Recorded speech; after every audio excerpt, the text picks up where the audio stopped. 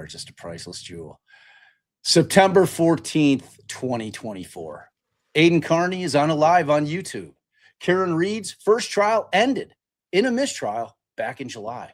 The Commonwealth has already announced that they're going to retry her. The whole thing is starting up again.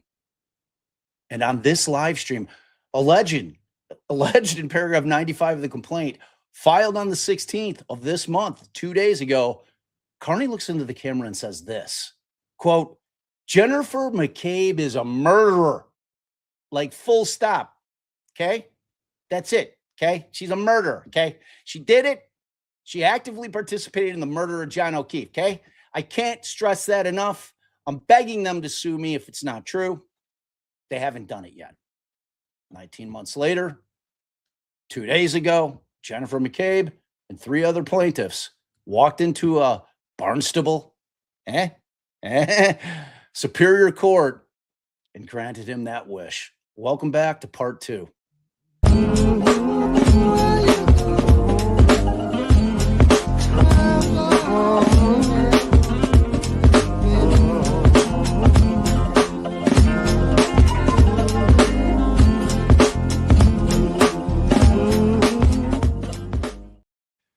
Hello, beautiful humans, and welcome to Defense Diaries. I am your host, Bob Motta, and as always, I am joined by my beautiful and brilliant co-host, Ali. What's up, girl? Hey, babe. Hey, all. All right, tell the people. Do you want to tell them? No, you just tell the people. You can just tell them. So you may have noticed that we're about 15 minutes late. Well, here's the thing.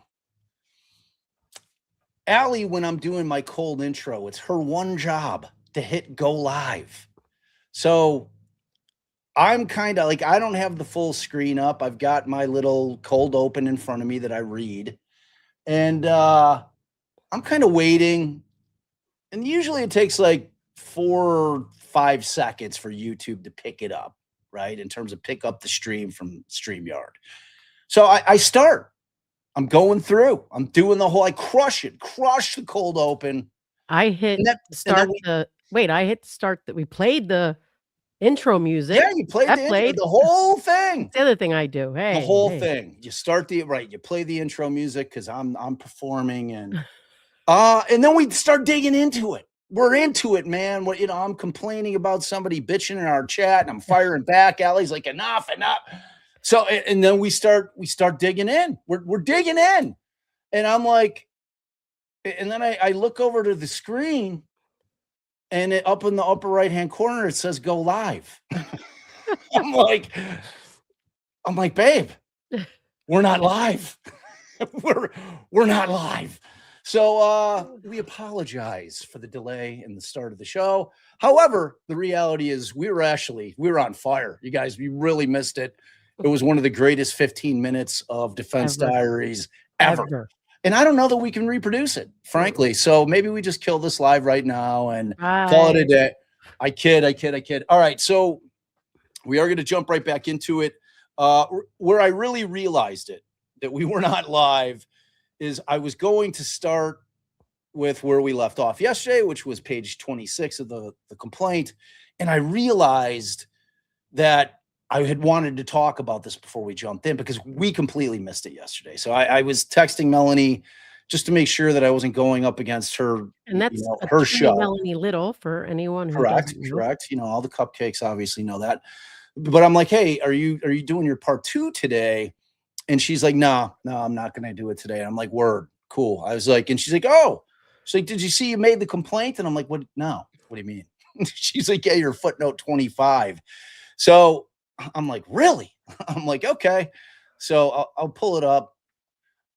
We went through this yesterday. I completely missed it. And this is obviously, it's not when Aidan came onto our show. And I think we've had him on once or twice, once early and then once a little later. I think this is the one time that I went on his show back in 2023. And then, and like what I'm dying to know, because I haven't gone and looked at it. I am absolutely dying to know. When he says this shit that you guys see there on the screen, what did I do? Was I like, hello? Hello? So then we were also commenting that then I clicked on the link and I was like, it doesn't even take you to the right spot. And anytime that I'm using, usually it's body cam or, police car dashboard footage, I give the time in the, I don't know that I've ever done it where it like starts there, but it's got the time. So otherwise, I don't know what it's a worthless piece of evidence. You cannot expect the court to watch 5 hours of Aidan, for That's this what I one was spot. saying. I was like, yo, maybe that's the plan here, to torture the defense attorneys by making them watch hours of Aidan shit. You know what we're gonna make them do? We're not gonna even give them like They don't have kind of to. timestamp at all. They're gonna have to go back and do it. They probably have them somewhere. I mean, they'll tell Aidan to get the timestamps. Here, listen, dude. No, I'm saying the plaintiffs have to provide them because the court is not going to. This is the court. I'm talking about the defense to answer. Well, that they could say that, they need timestamps, but whatever. Whatever. It's bad lawyering. Whatever. All right. So here's what the plan. I am starting a goal. I'm going to super grift today, because if I don't grift, it's really just a thing where you guys just don't know enough. It's like I went into the University of Turtleboy last night and took my first class on grifting 101. And I excuse me, sir. They call that unfair business practices. Oh yeah. It's a count. We'll get to it. Oh yeah. All right. Okay. So what we are going to do, you want to read first, or you want me to read first? Wait, we're at paragraph 70? Yeah. No. Oh. We're on page 26. We're at E. This is where you killed the live stream last night. You're like, Dunzo. We have no idea who's representing Aidan in this thing. I mean, I hope Bedero's not repping him, and I hope Bradel's not, because frankly, they've got a much more important case dealing with somebody's liberty, because money. I mean, lawyers can do two things at once. We know this. Yeah. I mean, well, yes, they can, but do they do it as well if they're not doing? If it's not in the middle of a murder trial, yeah. Yeah, I mean, but here's what I'm saying. I think this thing's set for trial. I'm talking about the criminal case in November. I think that, well, here, let me say. Oh, his criminal case. Yeah, if it's overlapping. Case, right. What do you think I'm talking about? I don't know. That takes precedent over everything. Liberty wins. Freedom wins over money. I'm sorry. Money comes and goes. What are you going to do? You can appeal. Fucking declare bankruptcy. All that shit. All right. So you want to read first? Sure. E. Sometimes people don't like when you do that thing where you tell me, all right, like, 'cause maybe I'm in the middle of like a fucking super deep thought. I mean, I'm sure they. I mean, I wasn't right there, but I'm just. Yeah, saying. I mean, I could tell there that you weren't. So yeah. That's true. I mean, usually when I'm on a real rant, you let me run. You let me run wild. You let me run in just like in the wide open, untethered to anything. All right. Just bitching and all right. Start reading then. Now shut up. That's how the shit goes. All right. E. The run-up to Read's retrial. On July 1st, 2024, a mistrial was declared in Read's first trial after 8 jurors decided that Read was guilty of manslaughter but 4 jurors disagreed. Following the deadlock, the Commonwealth announced its intention to retry the case. Kearney and Read persisted in their defamation campaign against plaintiffs. For example, on July 22nd, 2024, Kearney hosted a live show from outside the courtroom during the pre-trial hearing. The video, which is set outside the courthouse, depicts Kearney confronting a police officer who is directing Kearney away from an individual who the court had restrained Kearney from contacting. Kearney proceeded to harass other supporters of the O'Keefe family outside the courthouse, saying they're just supporting cop killers. They're supporting cop killers, the cop killing McAlberts. That's what they're here to do. They are the cop killing McAlberts. These are the people supporting the cop killers who murdered John O'Keefe in cold blood. They murdered him. They murdered John O'Keefe in cold blood. He asked the bystanders, "Are you proud to support cop killers like the McAlberts?" He continued, "Is this the one with the bullhorn?" Not yet. He continued, I didn't kill someone like Jen McCabe, Brian Albert, and they all did. I didn't kill anyone, but they did. Yes, they did. Yes, they did. They murdered him. They murdered John O'Keefe in cold blood. Petitioning activity, specifically.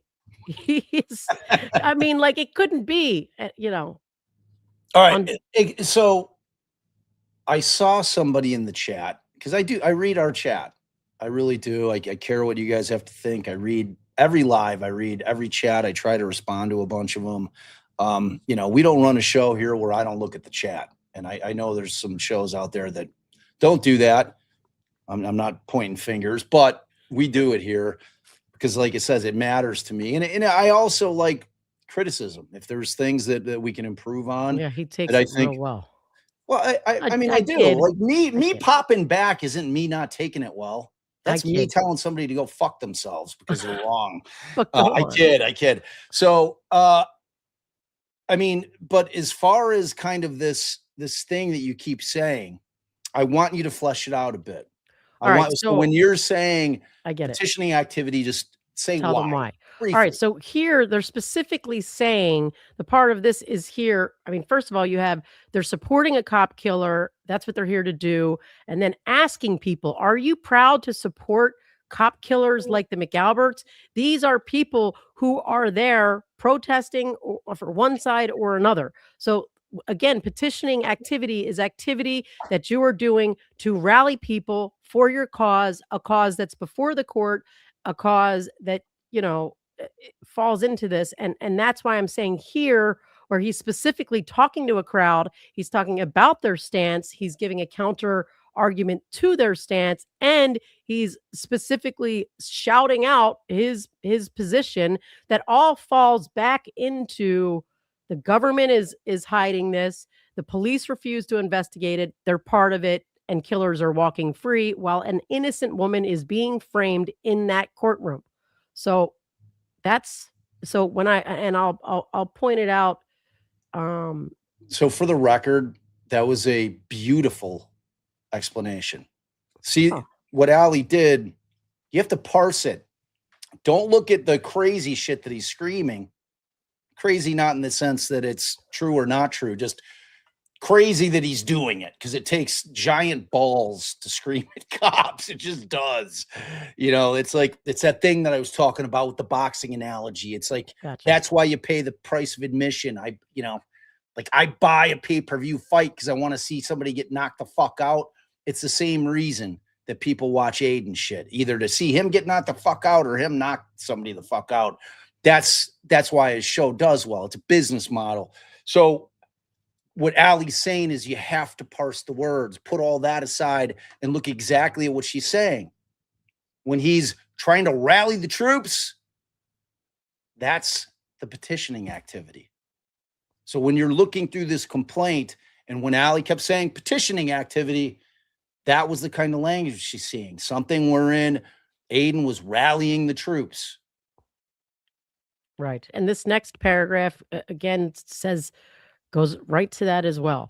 On July 29th, now I got a cough. Okay. Boy, that is not prepared. The coughing, just not prepared. I know. On July 29th, 2024, Kearney published part 382 of its Canton cover-up series. In this post, Kearney explained, here comes petitioning activity, I've been fighting for justice for John for the last 15 months. I sacrificed my freedom for that. But because the O'Keefe family can't get over their hatred for Karen Read, and they have too much pride to admit that they've been conned by John's killers, they want me to rot in prison. Kearney also explained that the reason he faced witness intimidation charges was because I'm standing up for justice for John, and because I have questioned the people who the evidence shows murdered John. I was making sure there wasn't a footnote that was anything more than On August 27th, 2024, Kearney hosted his weekend live show on YouTube. In his show, Kearney discussed a documentary about Scott Peterson's involvement in Lacey Peterson's murder in 2002. Kearney stated, "That's how I view the McAlberts, the same way those reporters view Scott Peterson. I view the McAlberts. I didn't view the McAlberts as witnesses. I viewed them as murderers because they are. Like, they're fucking murderers. They put this in my charging document. So let me say it again in case I wasn't clear the first 1,000 times that I've said this. The McAlberts murdered John O'Keefe. They did. The McAlberts murdered John O'Keefe because it wasn't Karen Read." Again, this is even more because he's got his own case and he's got the right to, to speak to his own case. So on September 14th, 2024, Kearney hosted his weekend live show. Kearney stated, "Think of how much that cost the Commonwealth, all to protect Jennifer McCabe, all to protect her, a murderer. Let me be very clear about this in case I haven't a million fucking times. Jennifer McCabe is a murderer. Like, oh, you read this one. Like, full stop. That's it. She's a murderer. She did it. She actively participated in the murder of John O'Keefe. I can't stress that enough. I'm begging them to sue me if it's not true. They haven't done it yet. She's actively participated in the murder of John O'Keefe." On October 18th, 2024, Read publicly acknowledged for the first time her long-standing relationship with Kearney. In an interview given to Dateline NBC, Read admitted to speaking with Kearney on the phone almost every day for like 20 minutes. Again, a conspiracy that makes not. Okay? So what? On January 20th. All right, hold on, though. Hold on. I just want to address this real quick. So the Sassy Desk Diaries says, "I love you guys. I can't support the sick, evil, and twisted turtle. I will always love you guys and will come watch when it's not about him." So I just want to be clear. We're not supporting anybody when we go through documents. When we're going through this thing, we're giving you our honest legal analysis. If that happens to support Aidan and Karen, then it supports Aidan and Karen. We didn't come into this. We came into it blind. We had not read the complaint at all. And we're giving you our honest evaluation.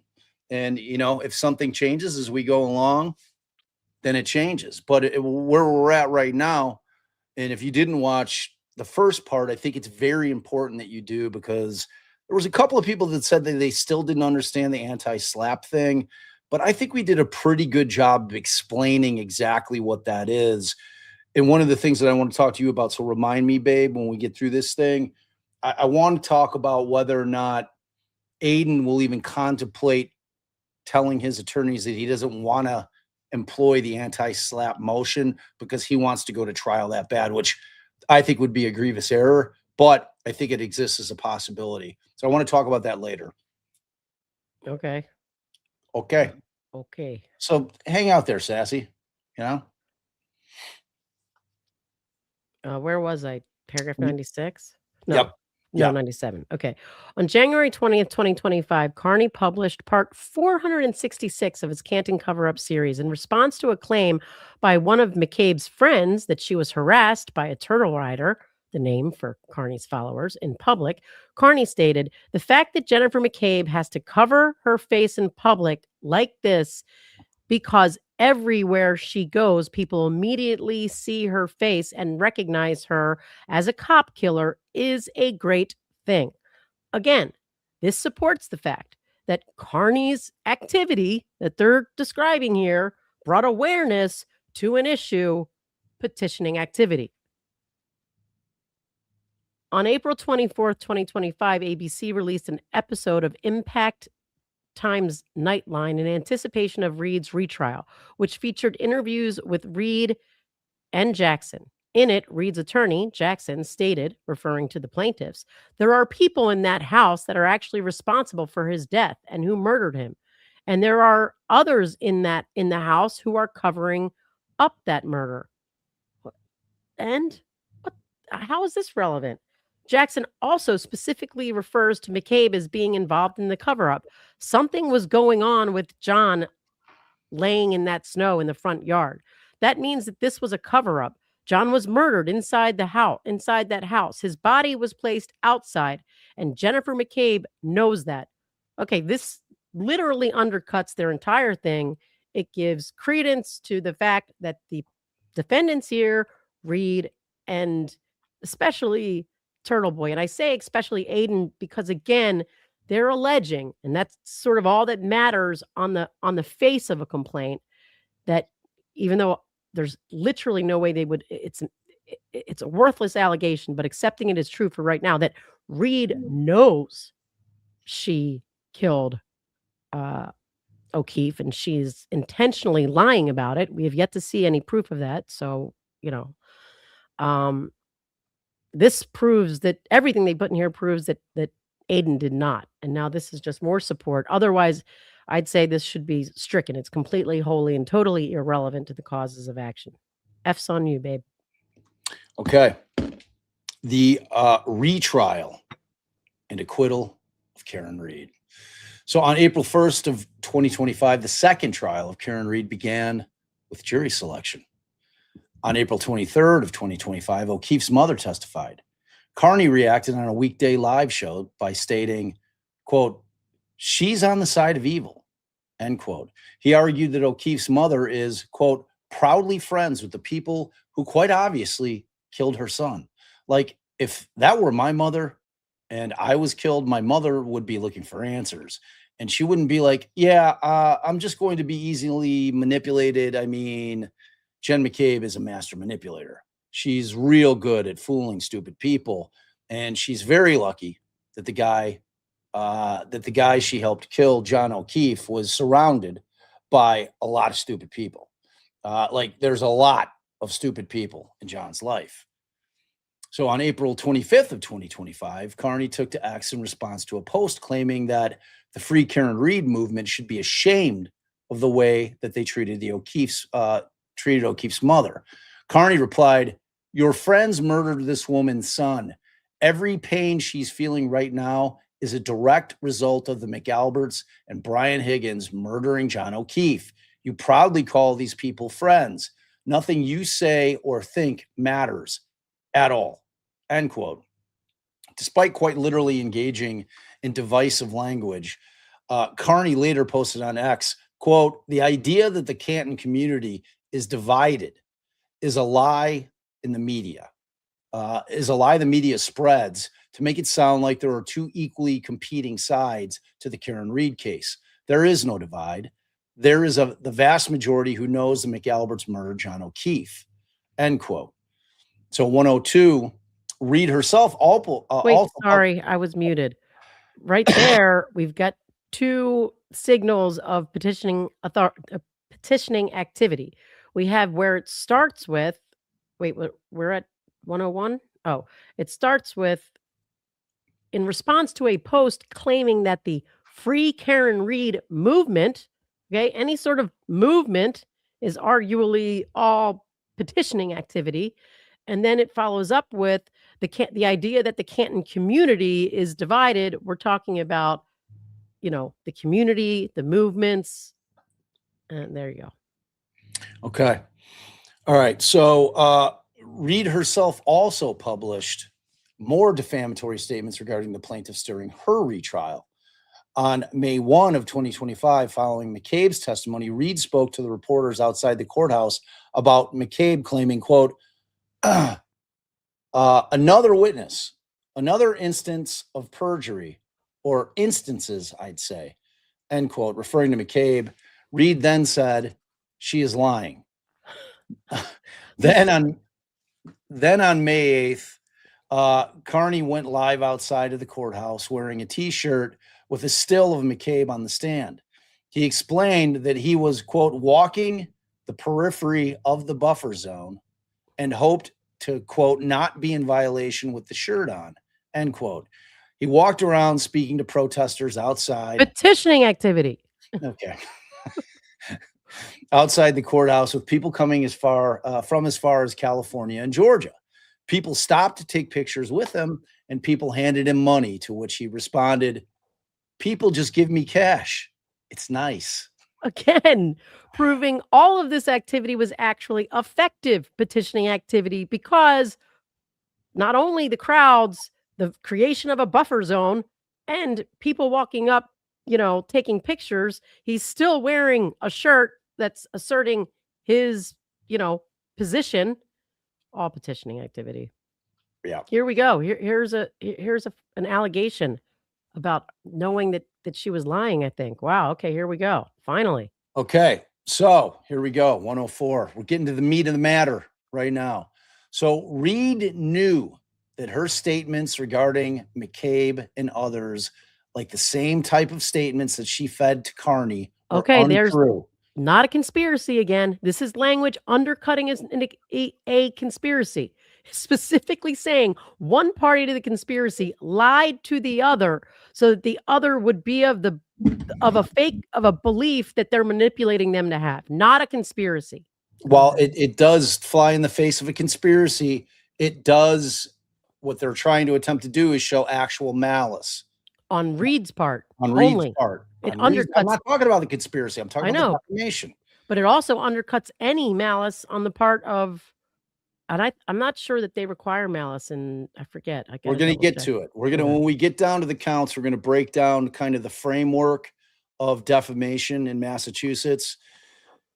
I see things about brother counsel and his brother handling it. I would frankly, if I'm Aidan, stick with Massachusetts attorneys. I think those guys are Michigan lawyers, and they're both really, really bright guys. I just think because of the way it operates and they use common law in Massachusetts, it would probably be really smart to use Massachusetts lawyers that really deal specifically with defamation cases. That's what I would do. Now, just to push back on you a little bit, I mean, it's literally a matter of reading the elements of an offense and a case law. And I would suggest that someone who they don't operate like other states in Massachusetts. I'm just saying a good lawyer actually researching the entire law so that they know everything, that they're going to be prepared. Yeah. Yeah. I mean, you would think so, but there's something to be said for hometown representation. Yeah, they'd need a local, That's what I'm trying to say. No, but even if he hired them, those lawyers would need a local guy involved anyway.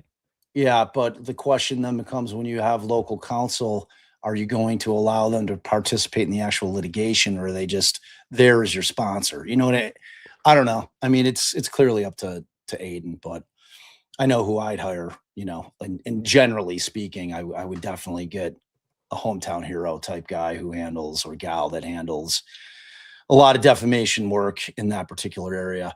All right. So Read knew that her statements regarding McCabe and others, like the same type of statements that she fed to Kearney, were untrue and were intended to deflect from her own culpability. During the retrial, the prosecution presented footage of an interview with Read and Yannetti. During the interview, Read acknowledged that she previously expressed concern to Yannetti that she was responsible for O'Keefe's death. And she says, quote, "And then when I hired David Yannetti, I asked him those questions the night of the 29th. Like, David, what if I don't know? What if I ran his foot over? Or what if I clipped him in the knee and he passed out, or went to care for himself and threw up and passed out?" And David said, "Well, then, yeah, you'd have some element of culpability." That is not knowing. Sorry. That's their evidence. That is not knowing. No. I am sorry. That is not knowing. I have always been of the mindset, and you're free to disagree with me. I don't care.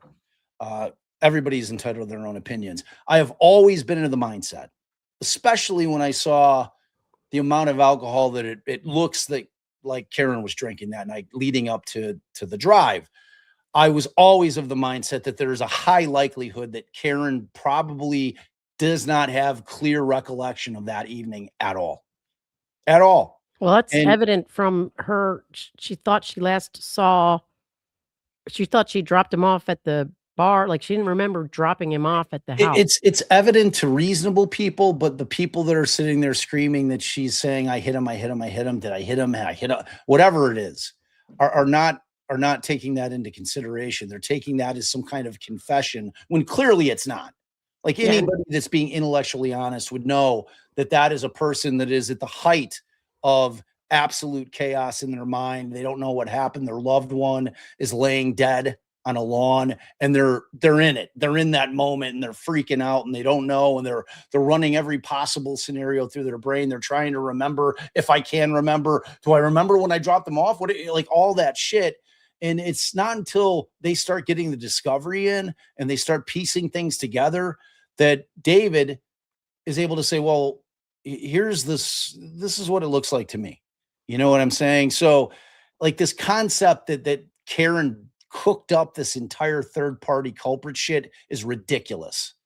And it's like no lawyer that is as experienced as Dave Yannetti and Alan Jackson is going to let their client determine what strategic things they're going to do in defending the case. That is left to the express discretion of the lawyers. Alice and I have never allowed one of our clients to say, okay, this is the way you're going to defend the case. Because frankly, that gives Allison and I the ability to be able to say, you know what? We are no longer having a meeting of the minds. That is my purview. That is expressly what we get to decide, the strategy that we're going to employ at trial.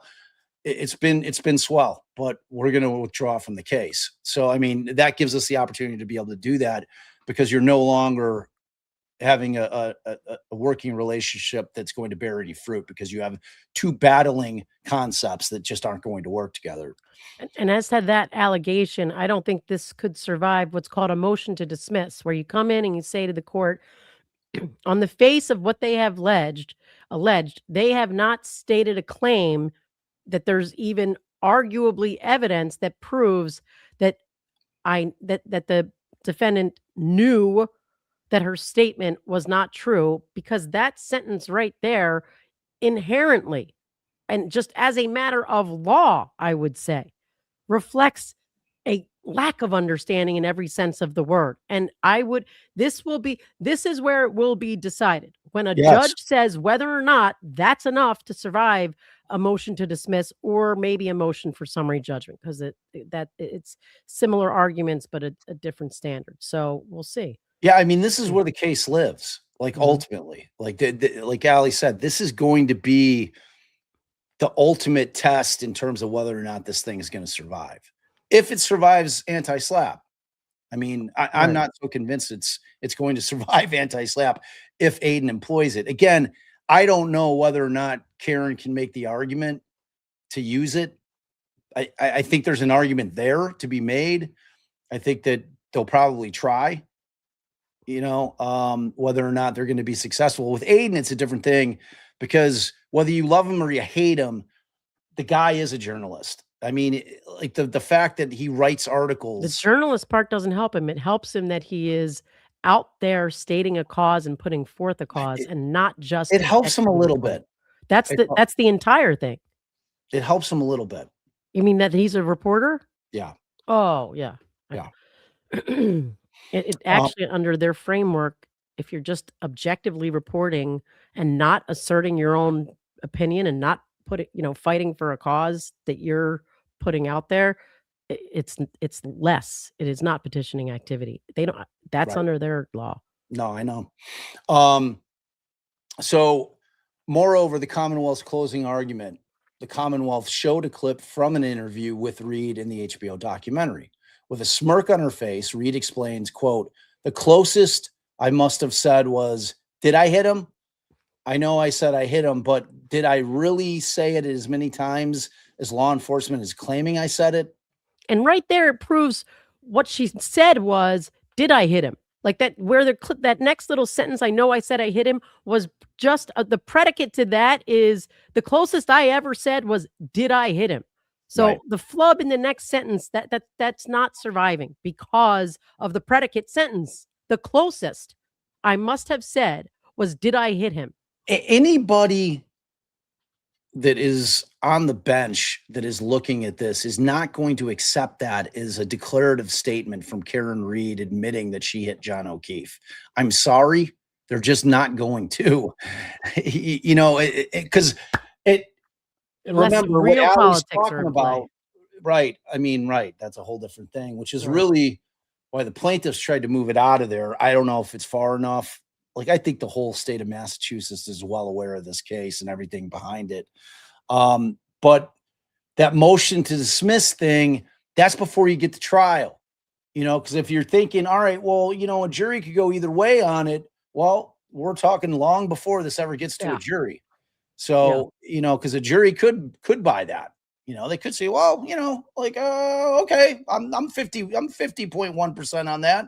They met the preponderance of the evidence. I'm good. Yeah, she knew it. So she was like, that could happen with a jury. But we're talking about what happens before you get to a jury. There's going to be a lot of litigation before this thing gets to a jury. Right. Three lines of pretrial attacks on this. One is the anti-SLAPP. 2 is a motion to dismiss on its face, that on its face it can't survive. And then also a motion to strike, where I'm sometimes being like, this needs to be moved to be stricken from the entire thing because it has no relevance on the claims. Like when he's like, well, he also harassed so-and-so. And then 3 is a motion for summary judgment on the pleadings, where after they do the discovery and after they do everything, they say, okay, now there is no evidence that they have where they can prove that their cause of action. And then the judge does basically the similar thing on a motion to dismiss, but now it's where, since there's been discovery, the plaintiff has to prove it up. They got to prove it up. All right, I did my discovery, and here's what I got, Your Honor. This piece of evidence saves the day. And if it doesn't, it's gone. Yeah. All right. So on June 4th of 2025, Kearney posted a video recapping day 27 of the Read retrial. In response to the testimony of Brian Lucky Loughran, a plow driver who testified in the defense's behalf, Kearney said, quote, "I run Canton. I'm the mayor of Canton. I'm the most powerful person in Canton. Lucky, you don't have to worry about them anymore. The big wolf is dead. I slayed them. The McCabes and Alberts are nothing." Referencing the McCabes and the Alberts, he continued, "They're pissing their pants every single day, counting down the days of their freedom. Like Jennifer McCabe is every day. She's a free woman. She's grateful for her freedom because she knows that she's going to spend a significant amount of time in federal prison, and it's going to be glorious when that happens." All right. Petitioning activity. And there's a good footnote we're going to read here because, again, they're talking specifically about the fact that attention has been brought to this issue. We're talking about, he's calling himself the mayor. That just shows that he's out there in the streets talking to the community, not just, saying words because he's talking about how the impact it has on Canton as a community. You can look at it that way. In the footnote, it says it should be noted that Kearney claims credit for identifying Brian Loughran as a potential defense witness in the case. To NBC, he explained that he identified Lucky Loughran, who was a major witness for the defense in this case, and he interviewed him before the state police did. I don't understand how that helps their case in any way, shape, or form. So, right. So on June 18th of 2025, immediately following the conclusion of the retrial, Kearney was interviewed by NBC 10 in Boston. During the interview, he said, quote, "The people who murdered John O'Keefe are out there. They're the McCabes and the Alberts, and John O'Keefe went into their home and never came out of it alive, and they threw him on the lawn like trash," end quote. When asked if he felt responsible for the verdict, Kearney explained that he was responsible for, quote, "the social media aspect of it," end quote. He also explained that he'd like to think that some of the evidence that was presented to the jury in a court was a result of his journalism and his influence and his activism online. His activism, huh? Oh, yeah. That would be petitioning activity. Right. So he also applauded himself for conducting standouts. Quote, petitioning activity. Putting up billboards all over Norfolk County for free Karen Read and making it impossible for people not to know about the case. Petitioning activity. There you go. When I do that, you're supposed to do your thing. Kearney was also asked who killed John O'Keefe, to which he responded, the people inside Brian Albert's house, dude. I don't know who exactly delivered the fatal blow, but Brian Albert was in there. Colin Albert was in there. Brian Higgins was in there, and the dog was in there. And quite frankly, every single person inside that house who has remained silent is just as guilty as the people who delivered the fatal blows to John. They did it, end quote. So on June 19th of 2025, Kearney posted a YouTube live video discussing the retrial. Within the first 10 seconds of Kearney being on camera, he remarked that they were already over 10,000 people streaming the video. He hustled the listeners to subscribe to his page.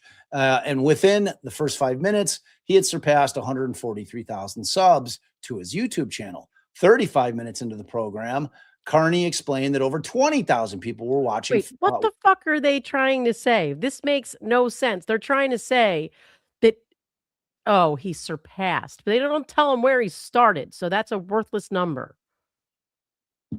It's trying to make it sound like he, like from that, got 100. Not that it would make one shit bit of difference to whether this is petitioning activity or not, but go on. Sorry.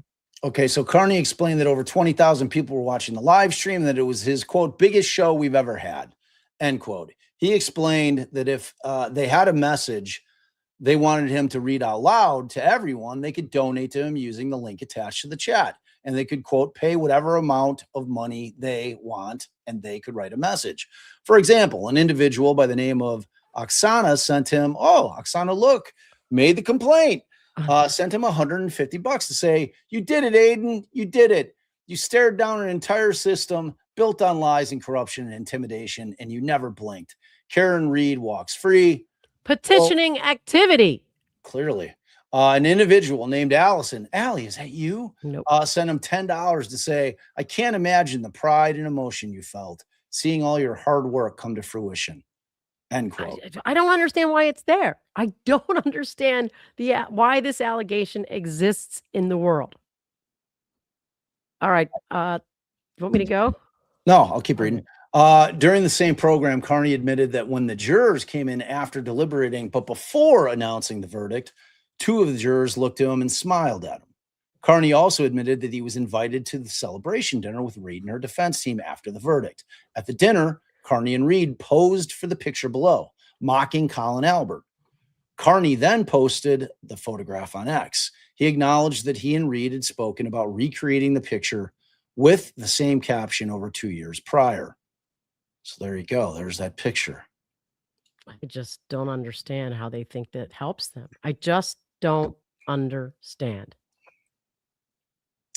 So on November 2nd of 2025, Kearney hosted his weekend live show in which he reacted to a podcast that he had previously appeared on speaking about the Read case. In the podcast, Kearney admitted that he had, quote, protested or protected Karen Read and that he had, quote, lied to Boston Magazine about their relationship. He explained that the Read's team did not, quote, want to be publicly associated with him, end quote, and they wanted him to do the work of getting the story out there about what the McAlberts have done, and that's all a quote. He admitted that he understood it would be dangerous if her team were publicly tied to him, but that privately, quote, they praised him and they fully supported him, end quote. In the same video, Kearney also admitted that he approached McCabe in the past to ask her questions at the direct request of Read, Jackson, and Yannetti. It's still not a conspiracy. It's so what? I mean, obviously, look, Aidan was out there doing some stuff that, you have to acknowledge was, walking up to people's doors, going to their kids' things like that. That's not shit anyone wants to be associated with. When I say anyone, like the lawyers or the defendant, he was out there being overly aggressive. There were plenty of his tactics that I disapprove of. So if that's my mouthpiece, and when I don't say my mouthpiece as the lawyer, I mean the mouthpiece that just by happenstance is putting your client's story out there, letting people know, rallying up people to stand up for her, bringing attention to the case.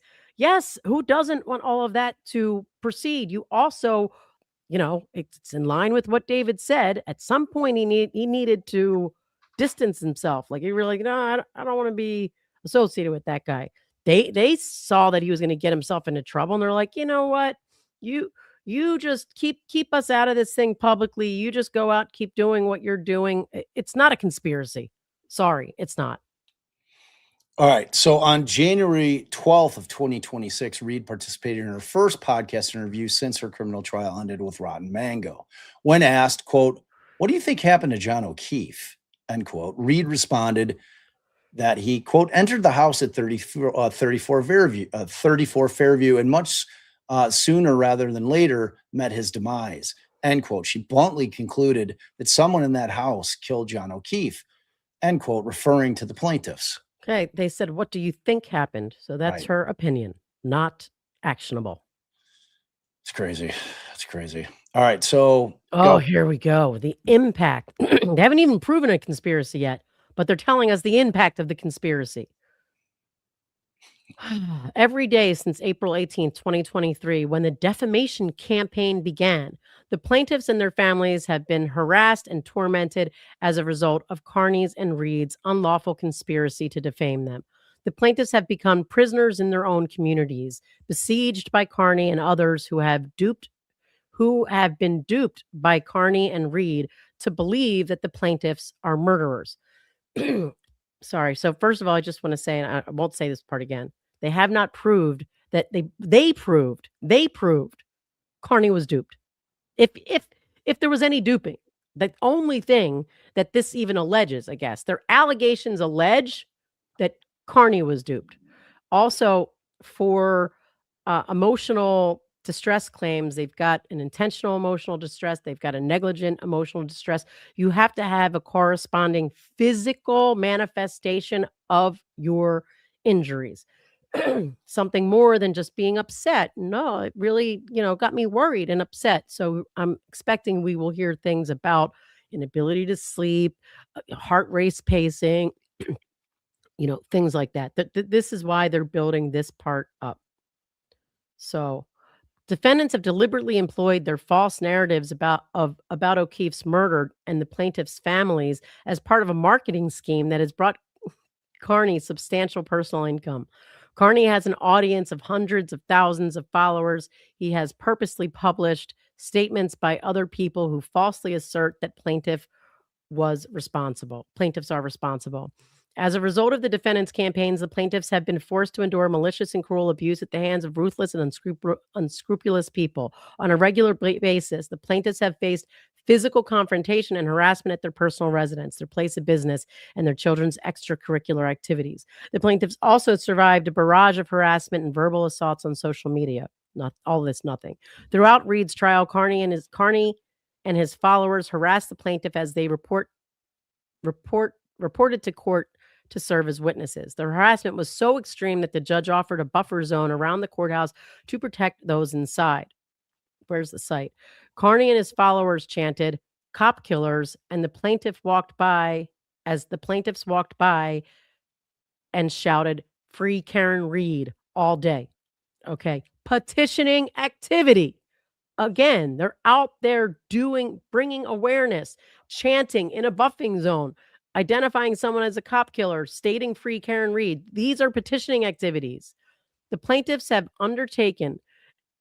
to undertake efforts to protect themselves and their identities. Their families' place of business have been targeted, and Kearney has stalked them and their children, extracurricular activities, causing fear and emotional trauma to the plaintiffs and their families. Kearney admitted publicly that one of the goals of his false, outrageous, defamatory statements about plaintiffs was not only to portray the plaintiff as those responsible for O'Keefe's murder, but also to taint the jury pool for Karen Read's trial and to benefit financially from the publicity. Okay, did you hear what it just said? That Kearney said these things. I have not heard one allegation where Kearney said those things. That I'm doing this to make money and I'm doing it to taint the jury pool. Karen.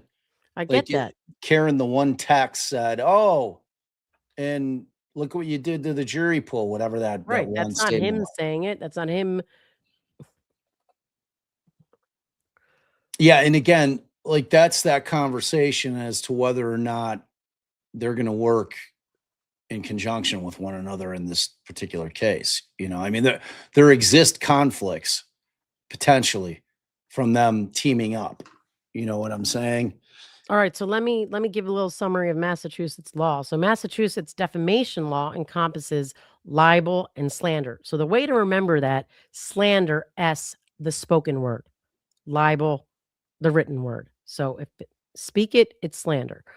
And it's governed by the, as Bob said, common law rules, but also the First Amendment, constitutional doctrine that everybody has. So to win on a defamation case, the plaintiff must demonstrate that the defendant was at fault for publishing a false statement of and concerning the plaintiff that was capable of damaging the plaintiff's reputation in the community, and that it either caused economic loss or falls with one of the four categories actionable without proof of economic loss. The fault standard, now that can vary depending on the plaintiff's status. Private figures only have to prove negligence. I think these are going to be public officials. I thought that I guess their anti-slap law doesn't have a you don't have to be a public citizen. I mean, it doesn't have to be a public issue, but underlyingly, there's still a difference. And I would say that these are, public figures because of what it was. But Well, I mean, that's a determination that's going to have to be had in terms of, because that's where the battle lies, really, whether or not they're considered to be, limited public figures. Like they could be designated as such. So, Right. and it's different based on what they are in terms of how it's handled. So, like Colin Albert, they're never going to be able to get to that. I don't know. I think the whole issue is a public figure. I Yeah, think but the like, whole issue is he's a a private figure. private, like he wasn't All out right. there. Like, So for private people, it's negligence. So again, he has to have some reason to know that it's not true, and they still have to prove that it's not true.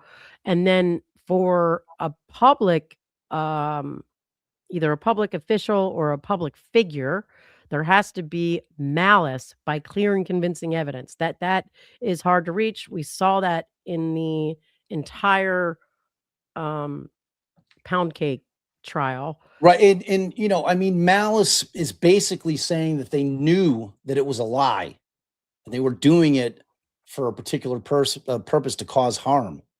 You know what I mean? Like, I mean, Karen's argument, I don't, they're never going to be able to show that. And they'll never be able to show it. Like, I didn't see one allegation in this entire complaint wherein Karen's saying, or anybody saying to Aidan Kearney, this is total bullshit. Like, look, this is, we're just trying to get her off this thing, so it's like, but sell it for us, bro.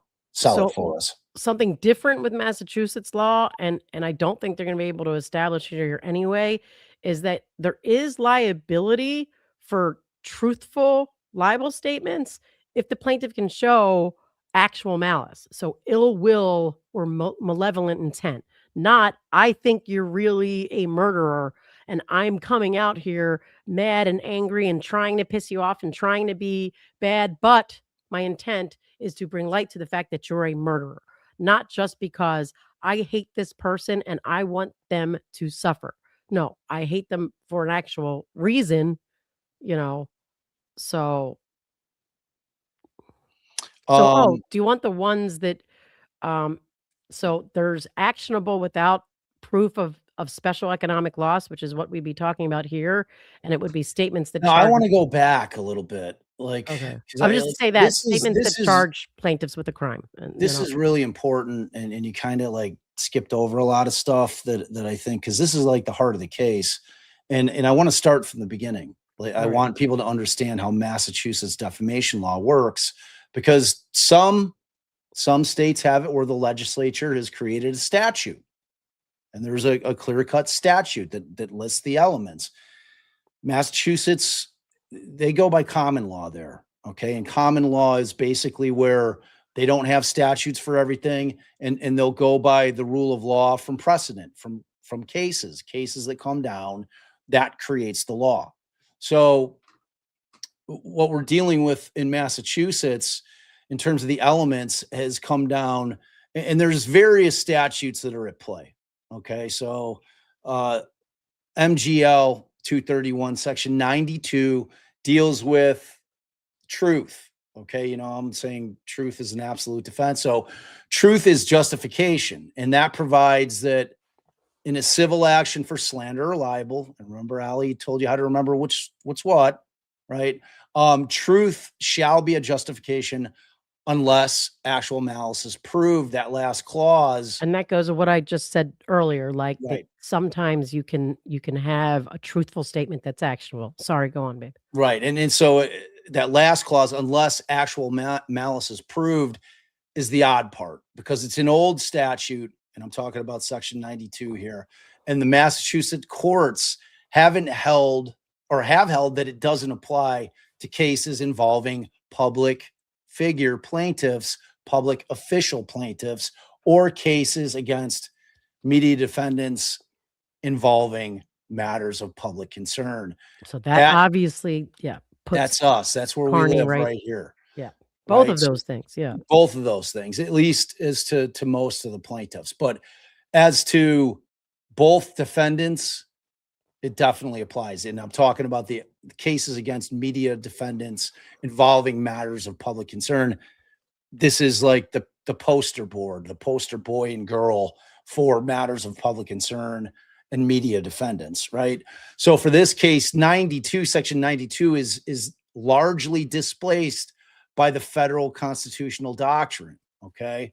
And that would be the First Amendment, things like that. So that's that. And then we also have other cases in where the Massachusetts Supreme Judicial Court has said that that section 92 is narrowly tailored, and essentially they don't apply it to public concern cases, which again, this case is. So. Right. So the other statute that's relevant, obviously, is the statute of limitations. I think we all know at this point they had 3 years to file. They were running up on the date. That's why they got the thing filed when they did. It's like you blow the statute of limitations, it's done. It's done. And that's why we read. I mean, we where were we just? Did we get to? We were just getting to on the complaint. So, yes. So in paragraph, whatever they allege in here somewhere that the defamation campaign began April 18th, 2023. So that's like exactly 3 years before the filing. Right. So, and then there's also the anti-SLAPP, which we went through in part 1. We're not going to go through it again. If you want to kind of dig into that and what it is, go check that out. We covered that pretty extensively yesterday. There's also, it exempts defamation claims from Massachusetts Tort Claims Relief or the Tort Claims Act. So that's not really relevant here because there's no government entity that's being sued. And then you have criminal libel, okay, and that's Massachusetts has criminal libel on the books, but it's generally considered unconstitutional and almost never enforced. Either was witness intimidation until it came to Aidan. So, it's at least applied to a situation like that. It's probably been forever since they ever applied that law. And I'm talking about the witness intimidation stuff to somebody in Aidan's position. Okay. Right. So and again, you've got their common law, but you always have the federal constitutional doctrine, Right. And there's a major case that really comes into play.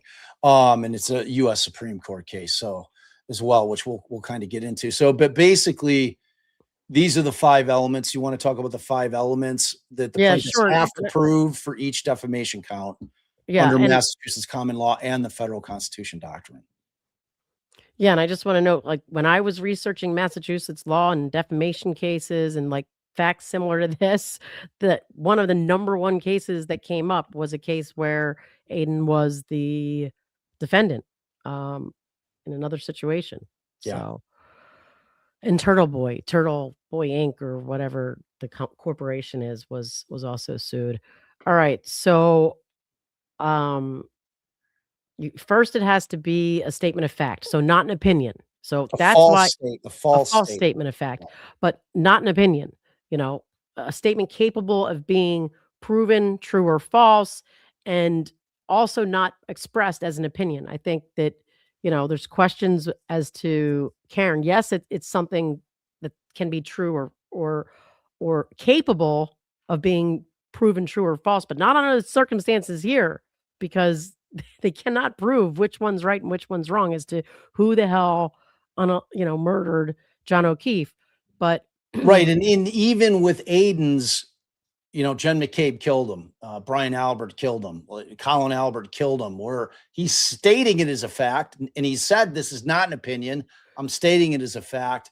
They still have to prove that it's false. That's where this Right. case gets really interesting. Right. And then it's concerning the plaintiff, which obviously we have. That just means that it's the of and concerning element. So the complaint has to identify how the plaintiff was identifiable to the audience. There's no question here. Published to a third party. There's no question here. Um, so again, if it's maybe Colin, and we're saying that I still think it's a matter of public concern. So I still think it goes above negligence, but you've got at least negligence. Um, and then there's like a Supreme Court case there that required fault. Depends on who the plaintiff is. A private figure has to prove at least negligence. A public figure has to prove that malice that we talked about before, and knowledge of the falsity or reckless disregard for whether the statement was true or false. And we're going to get into that a little bit more. But to me, no matter where it lies, that's the element that no one's ever damn well able to prove in this case. No way. Knowledge of the falsity or reckless disregard for whether it was true or false when you have every reason. I mean, you went through it yesterday, babe. The facts support that this is a reasonable possibility. So there, I don't think they're going to hit that. And then damages. So here, because this was a statement that charging them with a crime, there we don't have to prove economic, loss. So it qualifies as what's called defamation per se. Now, I think Massachusetts partially abolished the separate category of defamation per se, but the courts continue to recognize like sort of per se, and I don't know if it's limited to libel or not, like if it has to be oral, but Well, I mean, screaming that somebody's a murderer is going to definitely make it libel per se or defamation per se. well, no, and Right. he's printed stuff in his. Yeah, If it's he's got to be done. libel, because when I was doing research, they were signaling libel only instead of other sentences where it was like libel or slander. So if it charges a person with a crime or imputes a loathsome disease, Right, um, like saying somebody has, some hideous venereal disease when they don't, right, you know? or as is also the case here, prejudice the plaintiff's business. So. And I don't know because typically when you're prejudicing the business, I think it has to be like you're saying that they're bad at their job, not just saying don't go to their business because they killed somebody. But I'd have to research it a little more. But typically it has to be Allison is a bad lawyer. She doesn't do any research. She walks into court unprepared, as opposed to Allison's a horrible person. Don't hire her as a lawyer. Those are two different things. Right, and so the complaint that we're gonna be going through, and we're down to the last 14 pages, which is pretty exciting. They are explicitly pleading that the statements implicate the plaintiffs in murder, right? So, and that false implications of criminal conduct are classic defamation per se. So everything that we're dealing with in this particular complaint is in the world of defamation per se. And Okay. the only reason that matters here is that they don't have to prove that they had a monetary damage, but You, I don't think they ever get to damages under all the other elements. I don't think they can prove the other elements. All right, and the reason that I wanted to go through everything, because I went into, what do they call those things on Twitter where people are talking, and it was a bunch of it was like the ladies with the 4 whatever that thing is, and I popped in there to hear I don't what even they know what were you're saying talking about. because it's like I like to hear both sides. I like to hear what the chatter is out there. I like to hear what the buzz is out on the streets, and in terms of the burden of falsity, which I kept talking about yesterday, that is a burden that is shifted over to the plaintiffs in this case, and that comes out of a U.S. Supreme Court case that came down in 1986, and it's the Philadelphia newspapers v. Heps. Okay, so it's a 1986 case, and in that case, the rule of law which came from that case, which again when you're talking about common law and you're talking about the fact that 92 is not applying because this is a case of public concern, they're going to fall to Heps. Okay. And in Heps, they stated as the rule of law, when defamation involves speech on a matter of public concern, Which the plaintiff, clearly this does. No yes, the doubt about it. plaintiff, not the defendant, bears the burden of proving falsity. So Massachusetts applied this rule in a case called Murphy v. Boston Herald back in 2003. So Yeah, so here the plaintiffs have to prove that the defense theory was false, and they're never going to be able to do that. They're just not. They have to prove the negative, but they also, again, as we said earlier, have to prove that Kearney and Read had no reasonable basis, that they in reckless disregard for the truth said it, meaning they said it knowing it very well, most likely is damn well not true. And they're never getting there. because like here's the thing, if it gets to the point where they're having to try to prove actual malice, they're arguing the same fight. They're trying to prove the same thing, and in both situations, actual malice is basically saying they knew it was a lie, and this is how we knew it was a lie. They're going to try to use Karen's words against her to show, well, look, like clearly she's saying these things. I hit him, I hit him, I hit him. She clearly knew that she hit him. So which means by way of that, she had to have known that what she's saying about us is a lie. It's such a circular argument. Even if that were true, they cannot prove it. We went through it and we saw it at trial. Every single one of those statements seems conditional, unclear, and all those things. Now, might a court say, we've decided that there's enough here for a jury to decide? Maybe, but I'd be shocked if all of this survives and goes to a jury. Yeah, there's no way all of these counts are surviving. It's just like it's I pretty think it rare. loses on the face. So far from what I've seen, I think that it's on its face, no good. And we're saying that without having seen an answer yet. Yeah.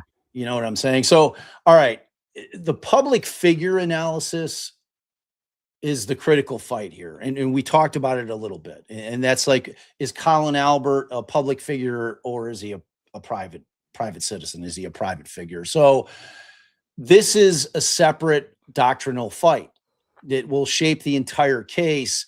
And the complaint, quite frankly, is silent on it, which tells us something. So what does it tell us? I want to correct something because I was looking back at my research, and there's a case in the 2003 where the Supreme Judicial Court held. So this was a false statement that the physician was dying of cancer, and they said it was actionable because it discouraged people from being potentially patients and damaged the medical practice. So I have to take back what I said before, like just don't use Allison's not good enough. Um, apparently it could be. So sorry, going back to Massachusetts, yeah. And no, that was in Yeah, it was Massachusetts. SJC said. Yeah. All right, so I was asking. Right, I gotcha. So I think that it's because obviously, as you said, the level of fault the plaintiffs have to prove depends on their status. Again, we talked about this. A private figure's negligence, a public figure's actual malice. And actual malice is obviously much higher standard. It's knowledge that the statement was false, or reckless disregard for whether it was true or false. It's a state of mind thing. It's hard to prove in any sense. So unless we get those texts that Bob and I have been talking about, where one of the two of them is saying, ha, ha, ha, the evidence doesn't show even, there's no basis for It's thinking they did this. inexplicable to think if they had those text messages that they Wouldn't have wouldn't been be up in at the the forefront. complaint. Yeah, Right? they'd be in this You're complaint. starting the complaint with it. Right. No. They'd be in this complaint. There's no 100%. doubt. 100%. I'm just saying, unless there's something more coming, which they've gotten through the whole fact Look, section. I so mean, there they can wouldn't be. amend this complaint. They're more than welcome to do that. However, there's no way this thing's getting put out unless they get something in discovery that they didn't have. I mean, if they get Right. something in discovery that they didn't have, and they're like, "Oh, well, shit, there you go." That's what And we that might needed. be a reason why some lawyer may say, I don't even want to do a motion to strike on its face, because they get time to replead. If you do a motion to dismiss in the beginning, they get time to replead. Right. So Which is an important point. It's like, because I could just envision the day when this thing gets dismissed, and then everybody takes to Twitter like, we told you, and then just take a breath, because they can still replete it. All right. And typically the I'll way it remind goes, you if and when that happens on the Twitter machine. All right. and So typically the way it goes is, let's say that I filed a civil complaint. And I mean, I have in the past. So when I filed civil causes of action and they file a motion to dismiss, what I do is seek leave to amend. And then I research everything that they've said. I figure out if I think that I'm missing something that I should have had. And then I amend it to make sure that I have now addressed everything that they've said and can survive. So that's what, that's what happens when it's at the beginning. Now, on a motion for summary judgment, they're stuck with what they said. Now they can put forth more evidence that proves their assertions, but they're not getting to say brand new shit. Also, the statute has run. So you can't actually, they're very limited on how they can amend. They can't raise a new cause of action, and they can't try to reframe a cause of action to allege stuff that that wasn't at least encompassed in there. So that's also going to be an issue here. That time has passed. You can't bootstrap something that you didn't raise by trying to amend later when you're beyond the statute of limitations. And we'll talk about that if it happens. There's a relation back doctrine, but it has to be stated enough for you to qualify to use it. yeah. All right. So here's what I want to do, and we'll make this quick, but we're going to go through each plaintiff. All right. So we're going to go through Jen McCabe. We're going to go through Brian Albert, Colin Albert, and Brian Higgins as to whether or not we think that they might be considered a limited purpose public figure, or whether or not they're going to be considered a private figure. Because again, remember, limited purpose public figure, that is it's a higher fault level that they have to prove. Again, that's actual malice, okay, or reckless disregard. Or if they're private, it's negligence. So those are two very different things. So if you were to ask plaintiff's counsel, they're going to be arguing vigorously that these are all private figures, all of them. Like they didn't ask for any of this shit. They tried to stay out of the limelight. They didn't do any interviews. They bullshit. We don't care. Like as much as Kearney was trying to get them, or Kearney was trying to get them to talk, they just wouldn't do it. They didn't go on any news shows. You never saw them publicly. So they're going to argue that because for them, they want negligence to be it. They don't want the actual malice. So for Jen McCabe, all right, I think this is basically what we're looking at. So this is the argument for the defense. She testified publicly at both criminal trials. A trial witness is not automatically a public figure, but the defense is going to argue that at minimum, she's a limited purpose public figure for this controversy because she voluntarily participated in testimony about a major public controversy. So, and there's a case, Gertz v. Welch from 1974, where it defined that a limited purpose public figure is someone who voluntarily injects themselves into a particular public controversy to influence its resolution. Now, whether or not you're subpoenaed to testify, I don't know if that can be construed as voluntarily injecting themselves. I mean, that's where this fight's going to be, right? Yeah. Yeah. Are you paying attention? I could tell when Allison's reading case law. No. Because I'm just not sure. I still think this matter of public concern puts you, like she's in the center of this. You know why she's in the center of this? And because she willingly put herself in the center, looking for his body, finding his body. I mean, I don't know. They didn't speak publicly until afterwards, right? Well, if you can find some Massachusetts case law that says that by default, if you're involved as a witness, even though you've been subpoenaed, that it matters not whether it was voluntary or by way of a court subpoenaing you to haul your ass in to get on that stand. If you can find a case that says if it's a matter of public concern, that doesn't matter. You're a public figure. Let me know. I'm not challenging you to do it. I'm not saying that you're not right. I'm just saying, let me know. I know you'll look for it. Well, because I mean that will give us a definitive answer. And if you can't find that answer, that's where this is the battleground. This is where it's going to lay, because negligence is a hell of a lot easier to prove, especially at a preponderance of the evidence. Well, what I'm seeing is that private figures involved in like matters of public concern, that the Massachusetts law follows the, federal guidance. So you've got that Philadelphia case Philadelphia newspaper v. Heps case that you meant. So the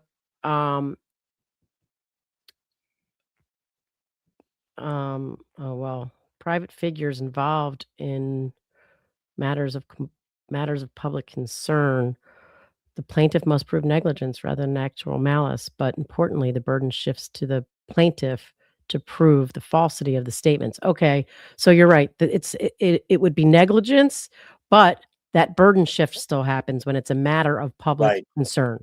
That's the key. That's the key. Because that's what I was saying. Like, as far as the actual malice argument, it's essentially you're having to do the same thing as proving that what they're saying, that we didn't kill him, and proving it in order beyond, and we're talking about beyond that preponderance of an evidence threshold, which is, again, way lower than beyond a reasonable doubt, which is the criminal threshold, right? We're talking about a civil case here. It's a way lower threshold, but it becomes the plaintiff's burden to prove that what they were saying, that they're murderers, is false, which means they're going to have to litigate the entire criminal case again. And more shit's going to come in because you don't have all of the restrictions that you have in criminal court, in civil court. They're entirely different. The discovery is far more broad in civil court than it is in criminal court, and you just don't have a lot of the Fourth and Fifth and Sixth Amendment issues in civil court. That's not to say that you can't have some Fifth Amendment issues coming up, and I was going to ask you about this because I was thinking about it last night, Ali. So Aidan's got a criminal case coming up on, in November, his trial set.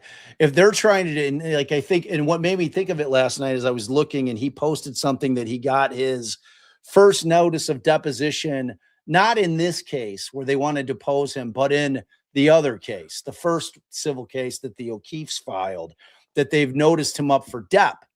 Now, with him having a case coming up, I will not be surprised if he takes the fifth. I mean, I've had this exact situation, an identical type of situation where I had a client that had a pending matter, and here, and I was like, they can't compel him, because I was trying to just begging the judge. I'm like, you can't compel him to do this deposition now. It was the same thing because of the implications of potentially him self-incriminating. It was her self-incriminating herself. And the judge is like, I'm like, so all I'm asking is not for you to disallow the dep. What I'm asking is that you postpone it until after the criminal trial. I mean, we're talking about liberty, somebody's freedom versus money. The money can wait. The liberty trumps it. It should always trump it. All right, and I just want to let you know, the Massachusetts case law is clear that a person who was dragged in, there was a 1987 case where the arrestee in a highly publicized Hillside murders case was held not to be a limited purpose public figure because he was dragged unwillingly rather than having voluntarily thrust or injected himself into the proceedings.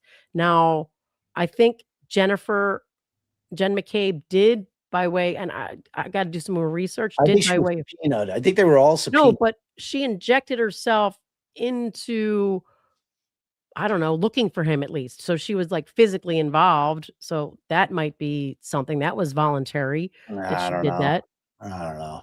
Like, but anyway, she was a witness. She was a witness to them finding the body. Like, I mean, she was always testifying, and they subpoenaed her. So at any rate, if she's found to be private, it's negligence. But they still are going to have to bear the burden of proving the falsity. Right, which is that basically creates the same kind of burden at the end of the day. Right. All right. So Brian Albert, retired Boston cop, owner of the house where the alleged events took place. The defense is going to argue that he's a former public official whose conduct relating to his prior police work remains a matter of public concern. Right. So plus limited purpose public figure for this controversy. So it'll be essentially, they'll make the same argument as to McCabe and Albert, both. Right. And according, if that case is good law, which I'm assuming that it is, the one that you just cited, it sounds like it's going to, we can be guaranteed, you guys, somebody take a note of that case that Ali just cited. And when this portion of it gets litigated, let's see if they cite the case Allison just pulled up on a moment's notice, because that'll be the case that they'll say, okay, well, look, here's your problem in terms of your limited public purpose or purpose public figure thing. Here's this case. It loses, because of the precedent. And again, in a common law state where precedent rules, I mean, that's going to be the law of the case. So, all right. So Colin Albert, again, he's almost certainly, in my estimation, a private figure. He has the strongest argument that he's a private figure. They got caught up in someone else's controversy. There's still questions as to whether or not he was even there that night. So obviously there's a lot of people that think that he was. There's a lot of people that swear up and down that he wasn't, namely the people in that house. So whether or not he was there or he wasn't, I mean, it can't be argued that he was definitely dragged into it. Right. So I think he's going to be a slam dunk private. Then you got Higgins. And he's a cop. Yeah. Under a case called New York Times versus Sullivan, a public official is a public figure for the purposes of defamation relating to his official conduct. And Higgins is tricky because Higgins got both. Huh? He's got both. Right. Well, his alleged presence at the Albert's home was not part of his official conduct as an ATF agent. So there's a real question on whether the Sullivan rule will apply to him. But I think that they're going to be able to make the argument that he went back to the police station after he left the house and was handling some official duties. He was moving shit around. I mean, they're definitely saying that he used his position as an officer to help cover up this crime. They're definitely alleging, No question. Right. No question about that.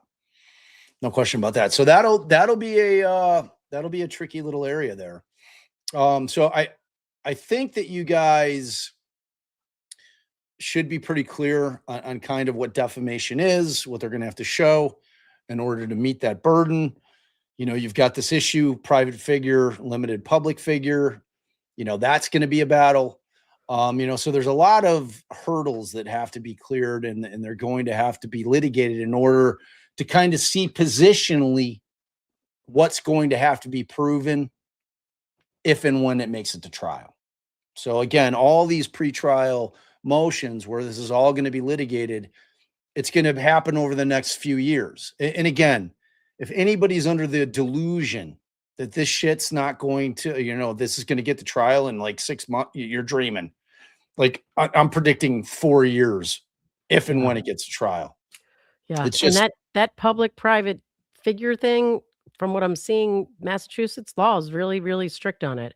Like even, having spent like all their voluntary activity that, like you just said, babe, when I brought it up before, well, that just by happenstance ended them up, witnesses, but it didn't inject them into the controversy. So if they, and I don't think they were, right, out there ever publicly speaking or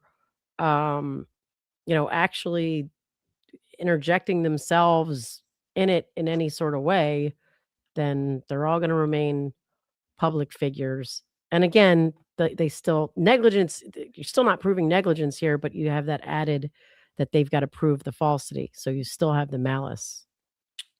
yeah. And I don't know how to read the fact that the plaintiffs, in terms of this entire complaint, are silent as to the public figure question.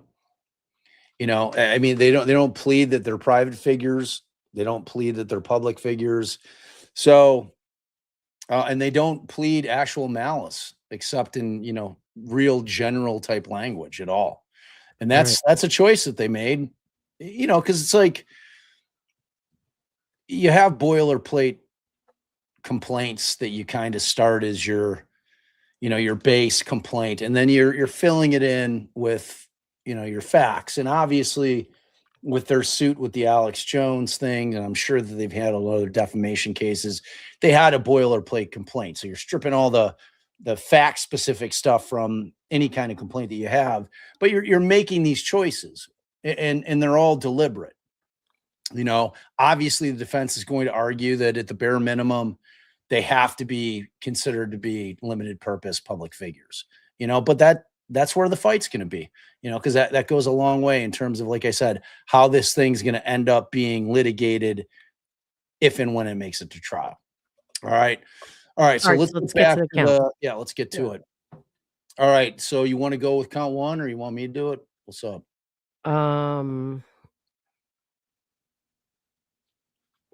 Seems like you're reading case law to me, so I'm going to do it. Yeah. All right. So count one. Defamation and defamation per se. So the above paragraphs are incorporated and realleged as if fully set forth herein.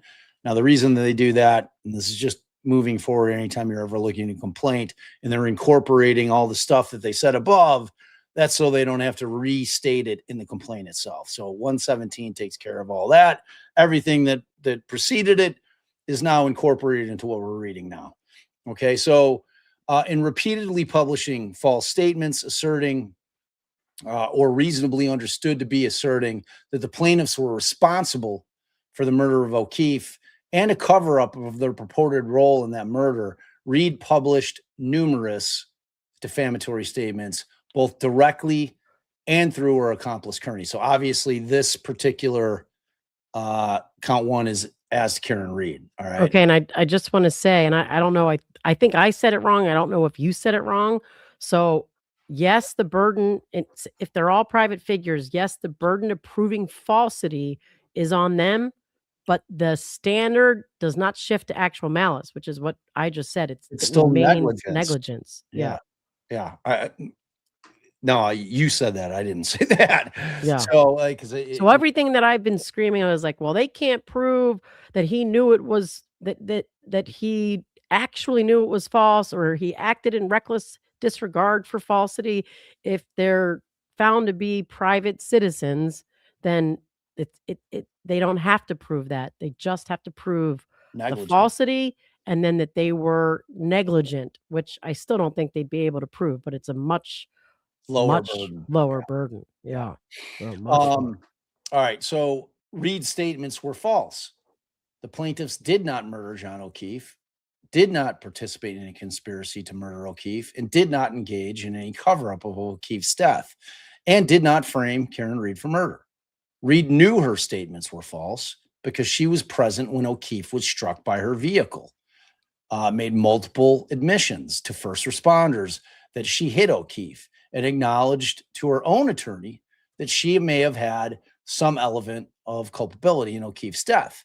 Now, that last line is bullshit, but it's going to be interesting here because if you're Karen Read's plaintiff's counsel in this, if and when it gets to trial, they will be leaning into some of the states or the Commonwealth's evidence that they presented at their trial in terms of the number of cocktails that she drank, because they're going to be trying to say, they're saying that she knew, but she was pretty loaded. They can't prove that she knew anything. Like, I mean, her language that you're using to try to indict her in terms of having knowledge is screaming in the face of the fact that she didn't recall. Did I hit him? Did I hit him? How did I say how many times did I say that? Like all that shit. So, but they're also going to use the evidence, I would imagine, where they were attempting to extrapolate what her blood alcohol content was hours later. You guys remember that particular witness? And, everybody was bitching about it at the trial, but it'll be interesting because that would be something where I'd be saying, all right, we're going to have to kind of like adopt that, bring it in over to the civil trial in order to show her BAC was pretty high, at least according to the evidence that was admitted in the criminal trial. So it'll be interesting, or they'll hire their own expert to do it.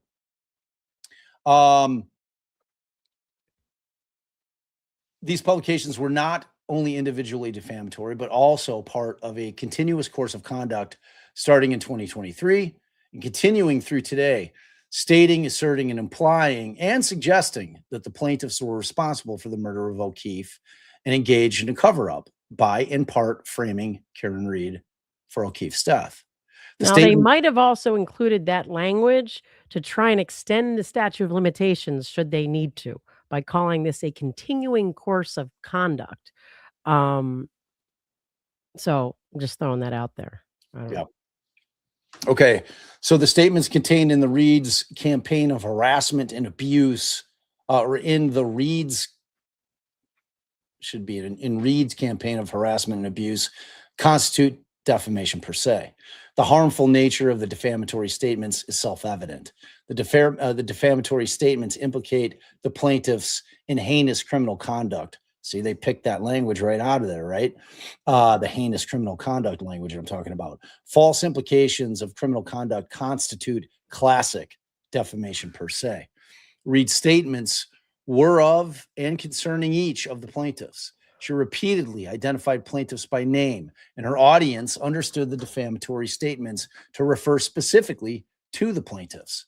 The defamatory statements were published to third parties, including Kearney's hundreds of thousands of followers across multiple social media platforms, blog readers, podcast listeners, and television viewers. So Reed's defamatory statements have injured the plaintiffs' reputations and images, and have exposed the plaintiffs to public and private hatred, contempt, and ridicule. These false publications have caused the plaintiffs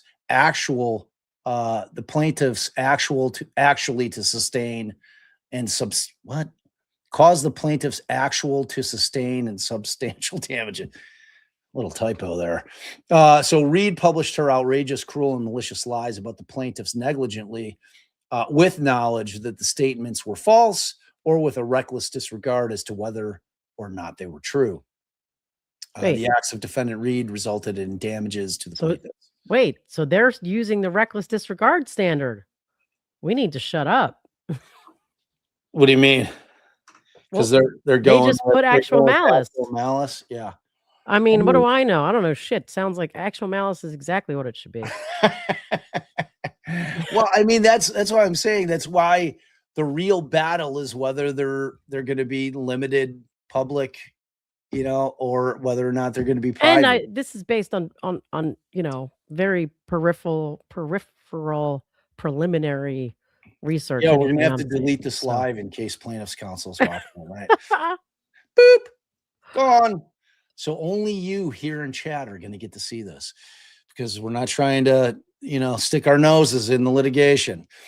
We're just reading complaints and analyzing it. we So, definitely just stuck our noses in. yeah, count 2, defamation and defamation per se. So wait, So can I say something real quick about the course. defamation? Yes. So let's even assume that somehow in a world, not this one, it was negligence. The case law is pretty clear that as long as you have a good faith basis, like there's some support for your position, that you're not going to be found, negligent. They have argued their allegations to me alone as to Kearney prove that he had a good faith basis. They disprove even the negligence standard from what I'm seeing. It's like if you say good faith, but it's not going to work where the allegations are so inherently, and this is a US Supreme Court case, 1968, inherently improbable that only a reckless man would have put them in circulation, or that there's obvious reasons to doubt the veracity of the information. So, I think that they, even if somehow it was negligence, which that's not what they're pleading here, they're pleading actual malice.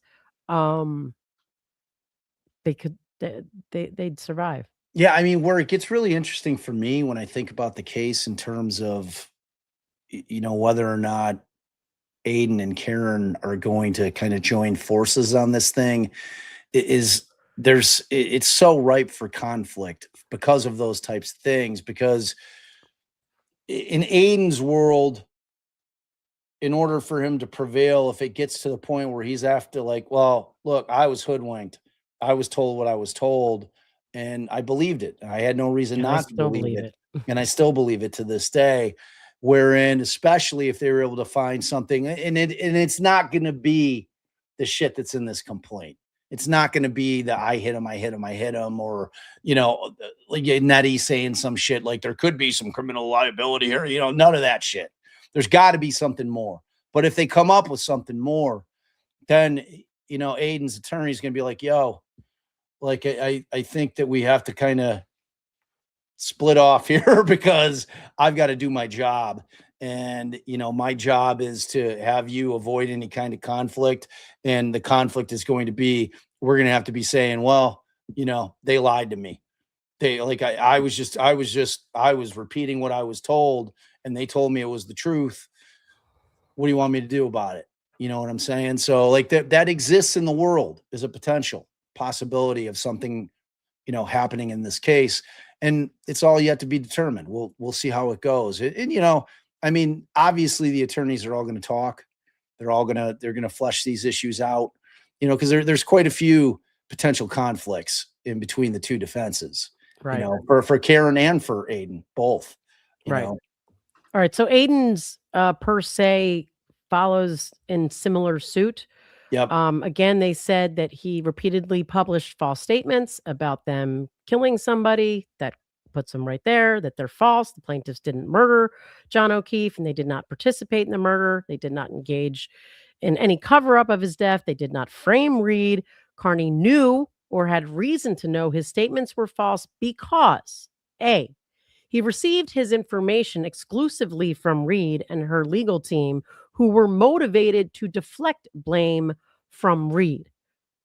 But the information he's being told, at least by and I'm going based off their very own allegations, is that numerous witnesses testified in a grand jury proceeding that there is a forensic extraction report that demonstrates she texted how long to die in the cold when the body was on the grass. I mean, all of those things go against what they're saying here. They didn't just take the word like, hey, this is what I think happened based on nothing.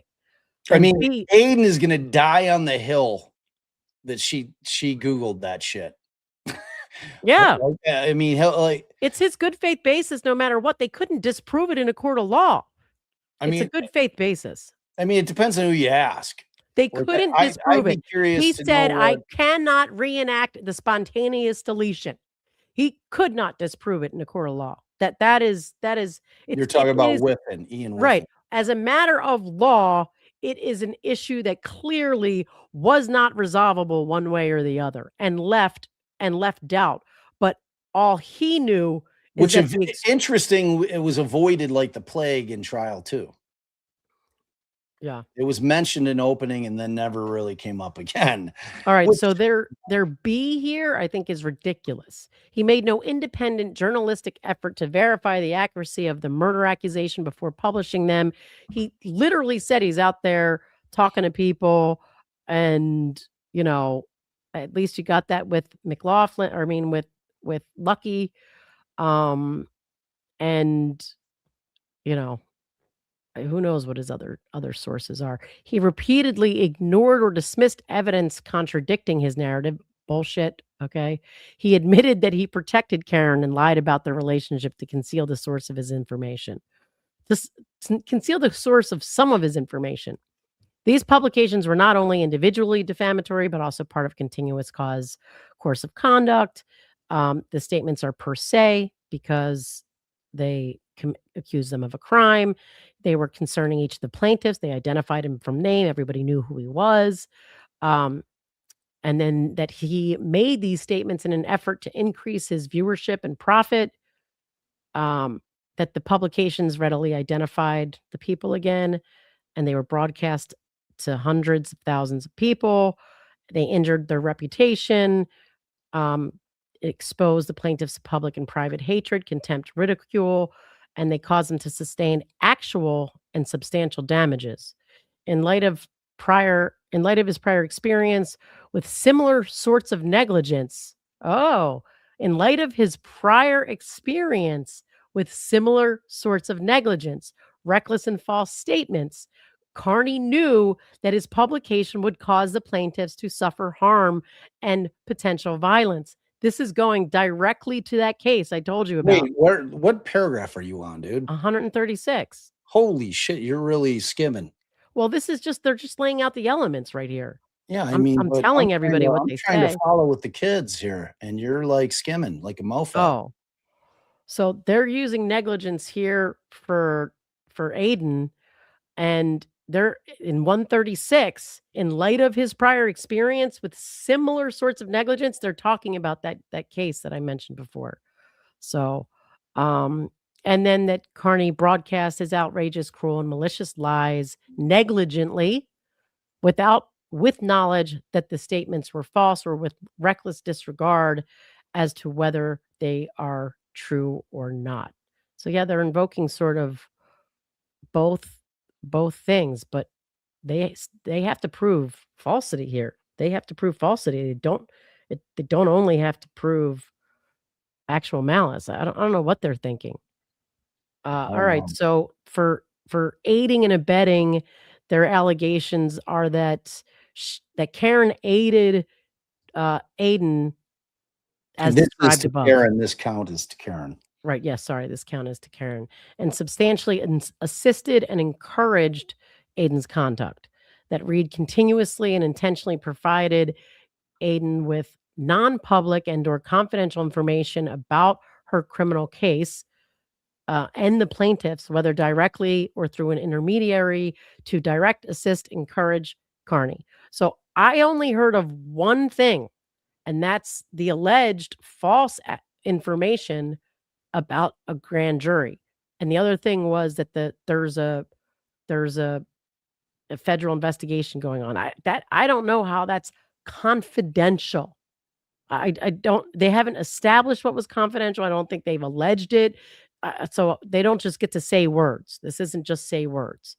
So then they say, as a result of that, they've been damaged as described above.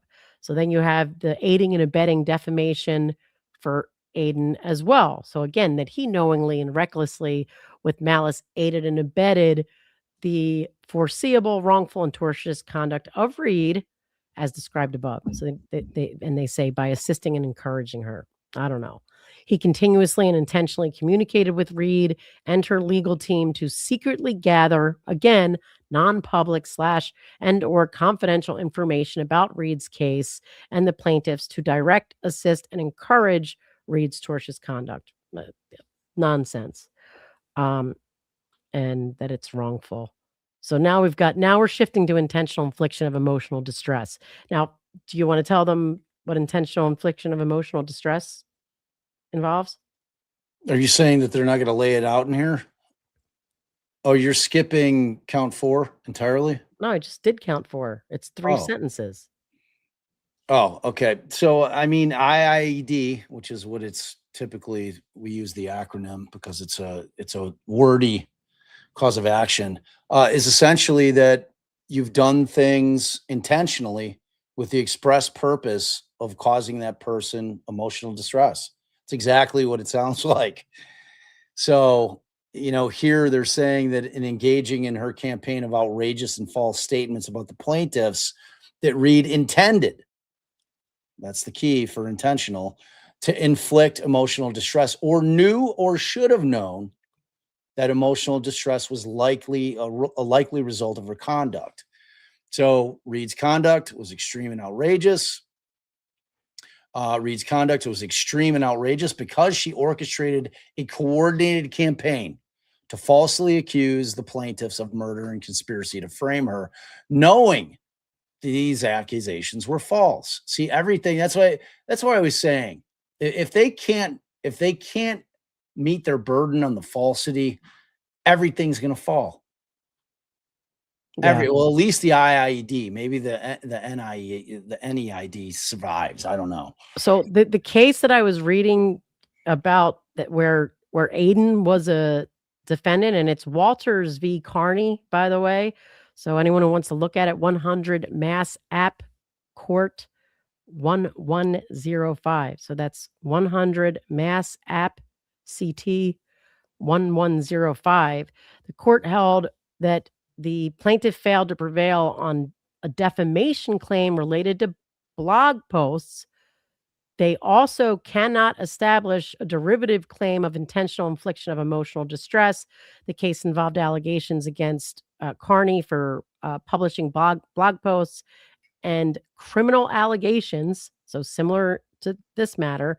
And the court affirmed summary judgment dismissing the emotional distress claim, establishing that when speech is protected against a defamation claim, it cannot be grounds for an emotional distress claim. So, all right. So Read's conduct was extreme and outrageous because she orchestrated a coordinated campaign to falsely accuse the plaintiffs of murder and conspiracy to frame her, knowing these accusations were false. Read deliberately used an intermediary and encrypted communications to funnel false statements to Kearney for maximum public dissemination, hired a PI previously associated with Harvey Weinstein to confront the plaintiffs, and celebrated the destruction of the plaintiffs' reputations while monetizing the resulting publicity. Read's conduct exceeded all bounds of decency because she knowingly destroyed the reputations and the lives of innocent people to deflect attention away from her own culpability in O'Keefe's death. 151, Read's conduct was the cause of the plaintiff's distress. 152, the emotional distress sustained by the plaintiffs was severe. And so when they put that kind of language in there, that's what it calls for. So you're seeing that, like, they're literally plucking the elements of IIED and they're putting them into the complaint. So when you see those kind of things, like her conduct was the cause of the distress, that the emotional distress was severe, is because the case law has found that those elements require that type of language and that kind of emotional distress. I just want to can't be minimal. It's got to be severe. Right. I just want to note that there's also, Supreme Court 2022 case, but Massachusetts, so you know what they call it.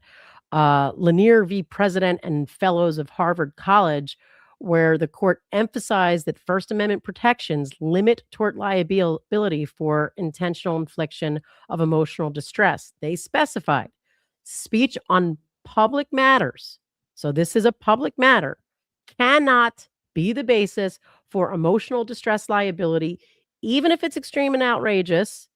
And they, you know, distinguish there between protected commentary and actionable conduct. Um, I got to look into it again because I might have looked at that yesterday and thought there was a little more to it, but than that. But like there was one where they characterized someone as a racist. It was in a 2011 case, and they said, you know, well, that would be an opinion, I guess. So I take that back. That one's not really relevant. Okay. Can I keep going? Yeah, sorry. All right. So, as a direct and proximate result of Read's conduct, the plaintiffs suffered severe emotional distress, including but not limited to anxiety, fear for their personal safety and the safety of their families, damage to personal and professional relationships, and the inability to participate in normal daily activities without fear of harassment or confrontation. So, which I'm sure is all true.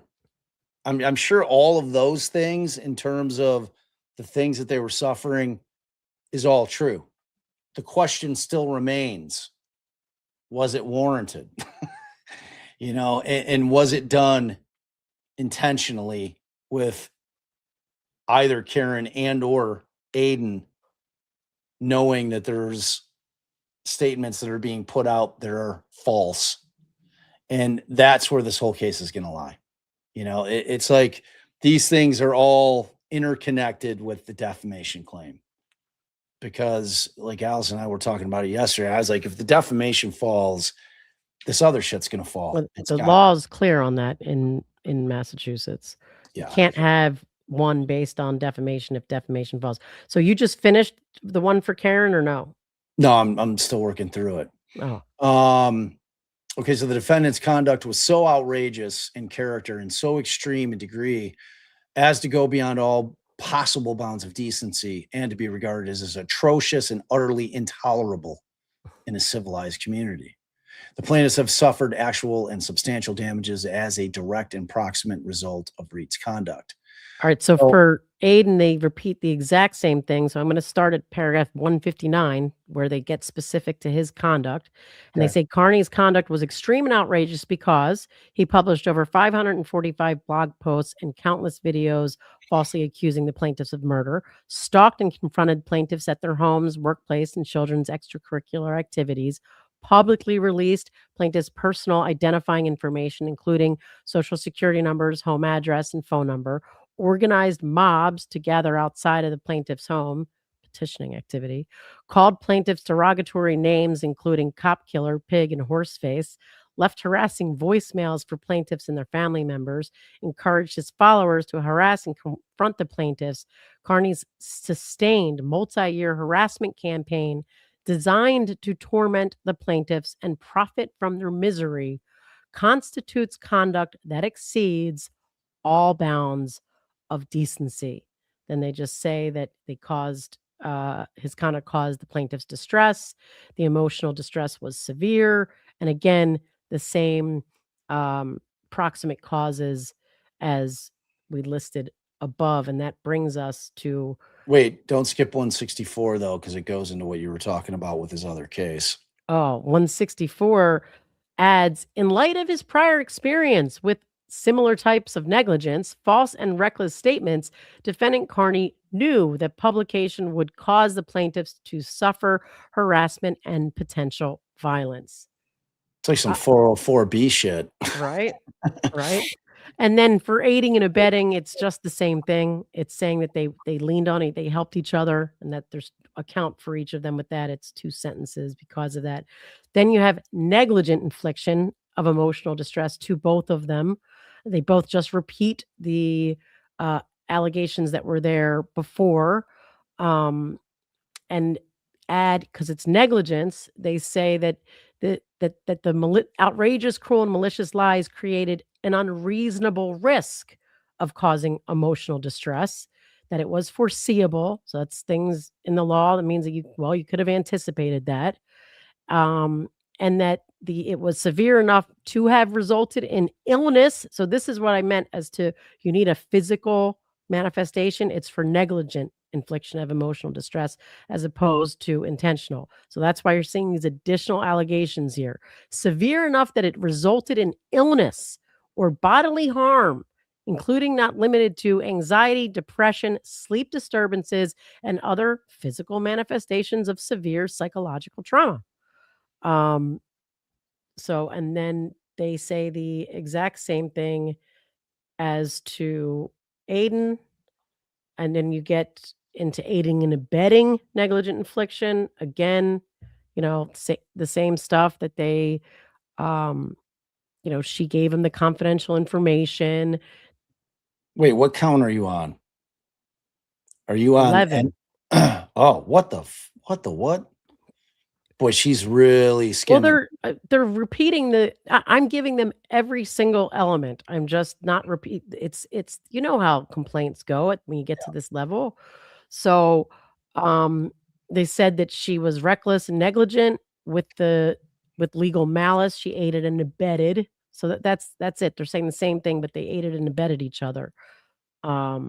She shared confidential information to help and assist him. That he did the same, that he continuously and intentionally communicated with her through encrypted means to secretly gather that non-public and confidential information about Read's case in an effort to encourage and assist her. Again, they say the same damages of before. Now we've got civil conspiracy.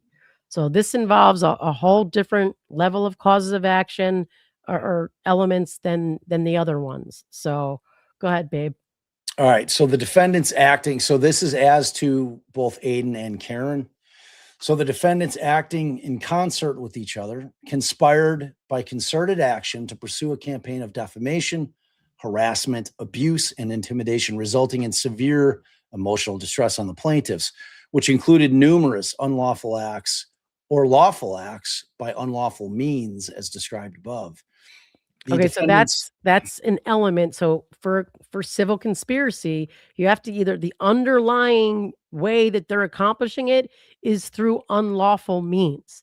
So and then what was it? Unlawful means or what? Sorry. It was unlawful means or unlawful acts or lawful acts by unlawful means. Right. So you can trying to think of an example of a lawful act by an unlawful mean, but I can't by an unlawful means. So, you're able to, why can't I think of this as like basic conspiracy law and I'm just not thinking. All right. So you're able to, go into a bank, but you break a window and go in the back door, but I guess that's not a good example because that'd be a crime too. Criminal damage to Yeah. government property. Like I don't know why they're all federally insured. Well, let's see, because they're going to give their example, so we'll just explain it using that exact way that they're doing it instead of me. Okay, so the defendants formed an agreement, whether express or implied, to defame the plaintiffs and through their intentional, reckless, and negligent conduct to inflict severe emotional distress on them. This agreement is evidenced by Read's use of intermediaries and encrypted communications to funnel information and false statements to Kearney, Kearney's admission that he received information and direction from Read and her legal team, Read's praise and encouragement of Kearney's defamatory publications, their coordinated timing of publications to coincide with the court proceedings, and their shared financial and strategic interests in the defamation campaign, and Read and Kearney's joint efforts to conceal their relationship from the public. So they're arguing there that that this is unlawful acts, but so these are all lawful acts. Okay, so Read use of an intermediary, lawful act. his admission that he received information, lawful act. Her praise, but they're saying for an unlawful, by unlawful means, I don't know, because they're saying the unlawful Well, part of it they is sure the hell don't spell it out here in the complaint. I'll tell you that. unlawful because it was for an unlawful. Yeah, I don't know what the fuck he's talking about. This is lawful acts that they're trying to say for an unlawful purpose, but hasn't shown the means were unlawful. I don't know. Yeah, I'm not sure either. Otherwise, I would have thrown something. I was trying to think. Here's the thing. All right. So the conspiracy claim relies on circumstantial evidence that equally supports lawful alternative explanations. You've got communications between a criminal defendant and a journalist covering the case. So, even through encrypted means or an intermediary, that's not conspiratorial. It may reflect legitimate privacy concerns. And then you've got this alleged coordinating their timing. That could also just reflect people responding to the same public court proceeding. You have the complaint fails to identify any specific agreement to defame, rather than to just share information about the case. And the alleged shared financial interest is not even clearly defined, because how's Read financially benefiting from Kearney's coverage? So it doesn't show a common conspiratorial purpose, because again, they're saying it just doesn't.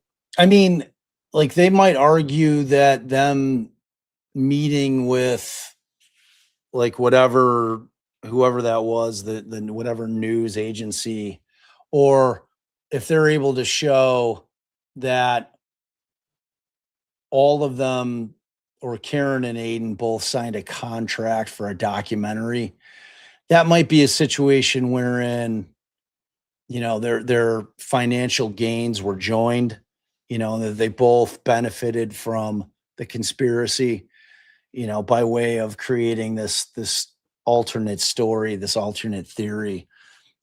But again, I mean, like, when you're getting into the weeds this far, yeah, the conspiracy still, like, it's absolute horseshit. The conspiracy stuff just sucks. Like, their evidence sucks. At least what we've seen thus far.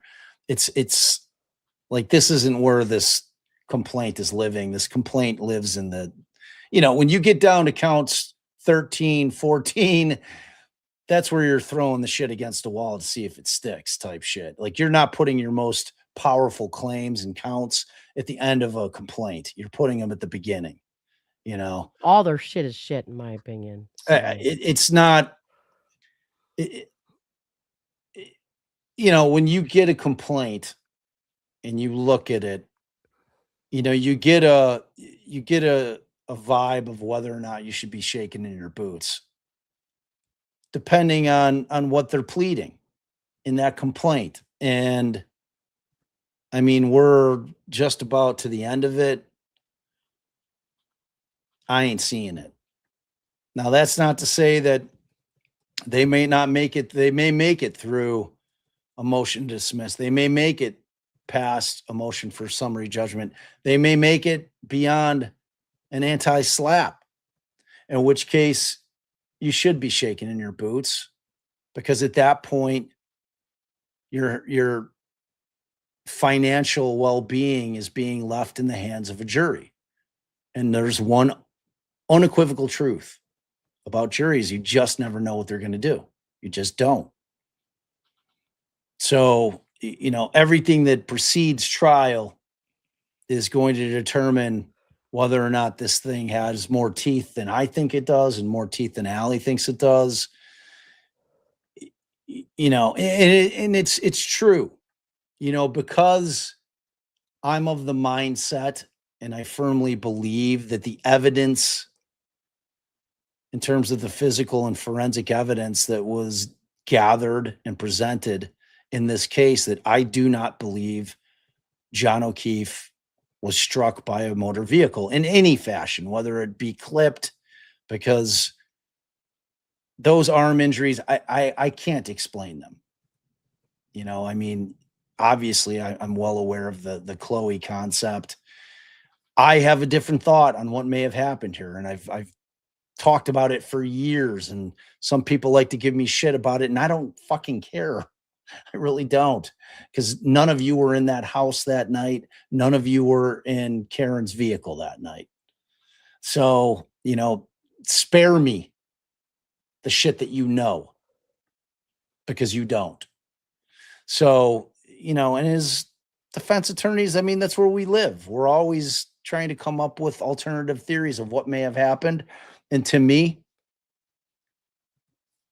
him getting out of the car with them arguing because she's fucking pissed because he's going in, and she's like, what the fuck, bro? It's like, we've been drinking all day. Like, let's be done. Let's just go home. The kids are home. And he's like, you know, he's hammered. He's having a good time. Or he's not. And something happens with the Higgins fucking, you know, that text comes in.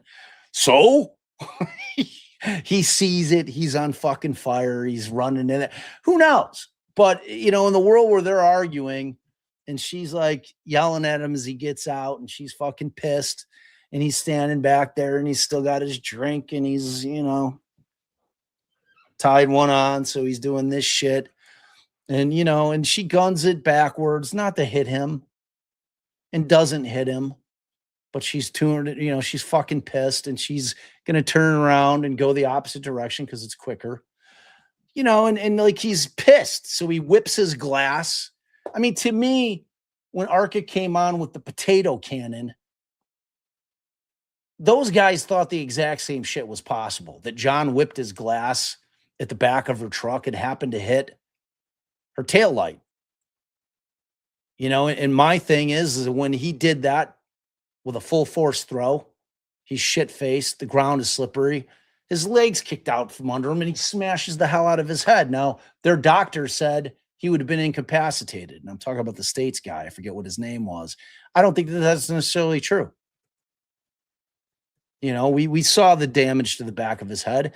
I think that there's a world that exists where he could have gotten up and stumbled and fell where he was found. And people are like, well, how didn't the people see him? Well, I don't know. Because maybe they're shit-faced and they're not cutting through the front yard. Maybe they're walking down the drive. Like, I don't know. But don't act like it's insane, because if that happened, then it happened. So point being, there are alternate theories out there. And I will be shocked if this thing makes it to trial, that my theory, the one that I've been talking about for years,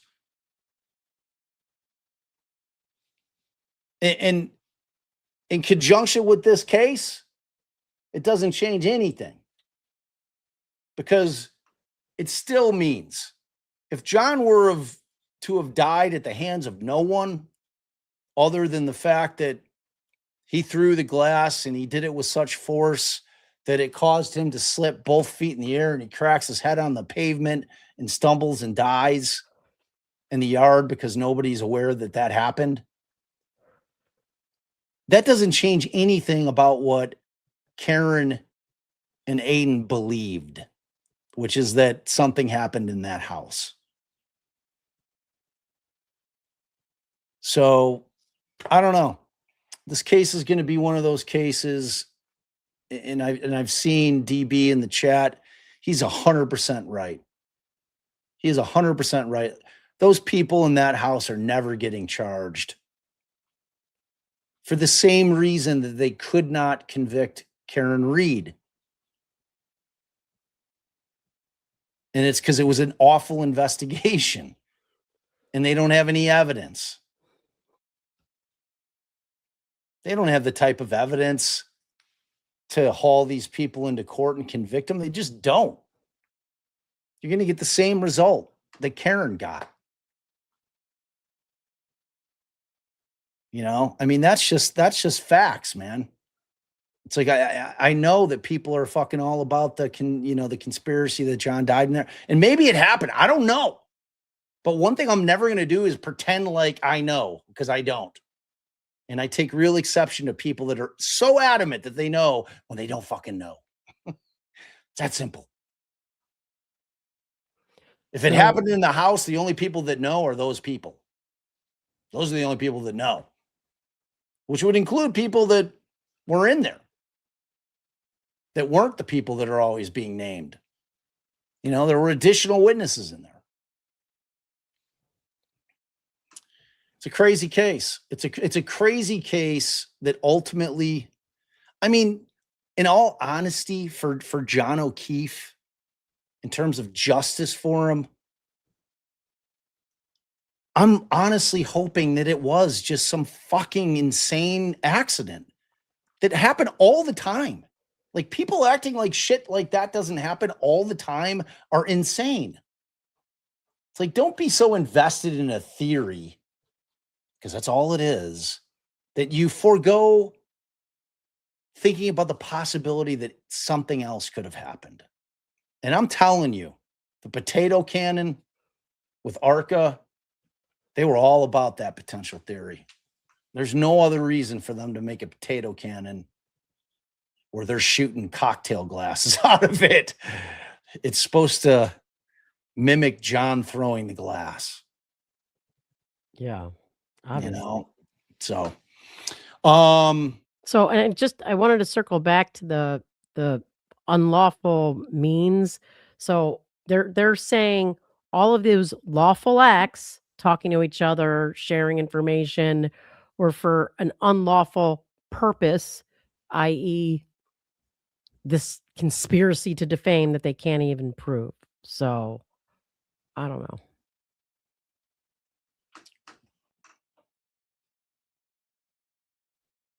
I don't know. I think this is a horrible, horrible complaint. I mean, what's the rest are we of the done world with it? saying? Is that it? Do you want to go? Am I going through the Unfair Trade Practices Act? Oh, no, yeah. You have to Yeah. go through that. Oh, yeah. All right. So we're all doing that. We're in it. Let's right. go. So this is to Aidan. So Kearney, in the course of trade or commerce, unethically, oppressively, immorally, and unscrupulously developed, propagated, and disseminated outrageous and malicious lies about the plaintiffs and their family members. And he did so for profit. Kearney operates a commercial enterprise through which he monetizes content by selling subscriptions, merchandising featuring the plaintiff's names and likenesses, and advertising, and by soliciting donations. Kearney's defamatory statements about the plaintiffs were integral to his commercial business model and were designed to attract paying customers and generate revenue. The campaign of lies, abuse, and harassment was a deceptive and unfair practice and offended public policy. Kearney's conduct constitutes unfair methods of competition and unfair or deceptive acts or practices in the conduct of trade or commerce within the meaning of MGL 93A Section 2. Kearney's reprehensible conduct caused substantial injury to the plaintiffs that is not outweighed by any countervailing benefits to consumers or competition, and that the plaintiffs themselves could not have reasonably avoided Kearney's monetization of defamatory content about private individuals constitutes an unfair business practice. Plaintiffs are consumers, and Kearney's actions cause them to suffer significant damages to, inter alia, money or property. Kearney's conduct was foreseeable, a foreseeable cause and substantial factor because of the plaintiff's injuries. Kearney broadcasts his outrageous, cruel, and malicious lies about the plaintiffs negligently or with the knowledge that the statements were false or with a reckless disregard as to whether or not they were true. Kearney's conduct was willful and knowing, entitling the plaintiffs to an award of double or treble damages, which means 2 or 3, pursuant to MGL 93A Section 9. Kearney deliberately built a commercial enterprise around defaming the plaintiffs, knowing his statements were false or acting with a reckless disregard for their truth or falsity. These acts of the defendant resulted in damage to the plaintiffs. Plaintiffs, through their counsel, served a demand letter on Kearney at least 30 days prior to the filing of this complaint, detailing the facts of this cause of action with reasonable specificity. So this is the request for relief. They call it a wherefore clause. For the reasons set forth above, the plaintiff respectfully requests the court grant the following relief: enter judgment in favor of the plaintiffs on all counts, award damages in the amount to be determined at trial, but to exceed at least the court's jurisdictional limit, including double and treble damages pursuant to Chapter 93A, award punitive damages in an amount to be determined at trial, award the plaintiffs reasonable attorney's fees, costs, and expenses of this litigation and prejudgment interest, and award any other such legal, equitable, and declaratory relief as the court deems just and proper. So there you go. There you go. Huh. Because I'm seeing that 93A requires them to have a business relationship.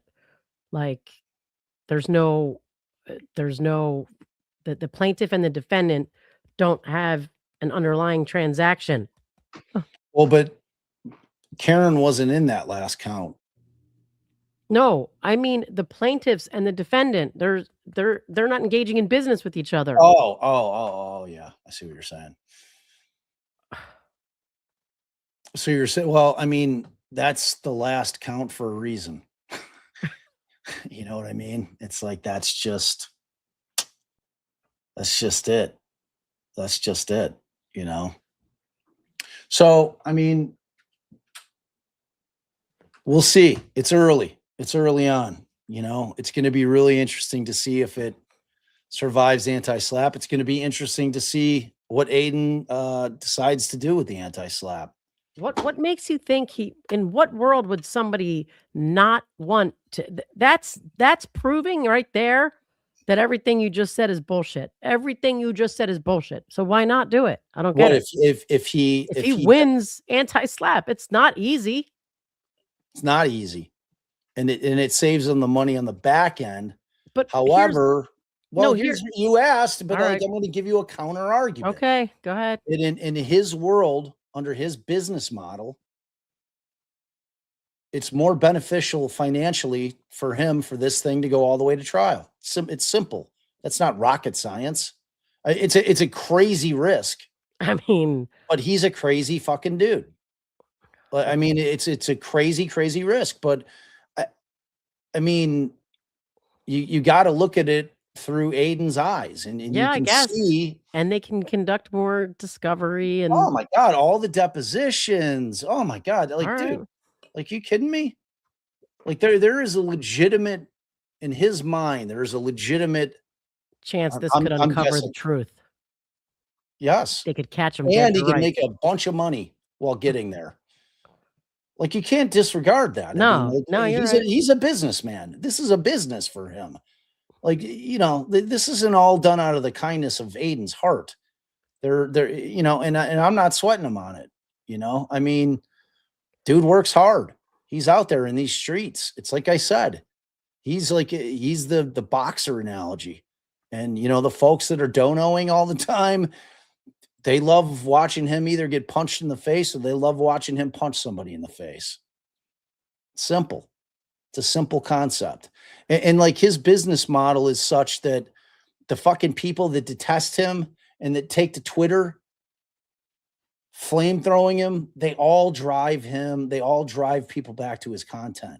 It's like, he is the axiom that there's no such thing as what do they call it? Bad bad press. Like, there's no press is bad press. You know, I mean, it's like everything drives people to his channel, whether you love him or you hate him. If you hate him, you want to be over there. If you're hating him and you want to put him down, you're watching his shit to get the deets, to get the receipts. It's like all of it. It's a hell of a business model. That's facts, you know? So, like, and that's the truth about it. So it'll be interesting to see. I honestly think that these causes that these people could have to pay damages. They could have to pay for their, you know, baseless claims. Like this 93A Oh, wait. I'm looking at the wrong one. I'm looking at 93A Section 9. What is this? 93A Section 2. Hold on. Section 2, which is red flagged. So, oh, wait. I just looked at 90, 93A 2.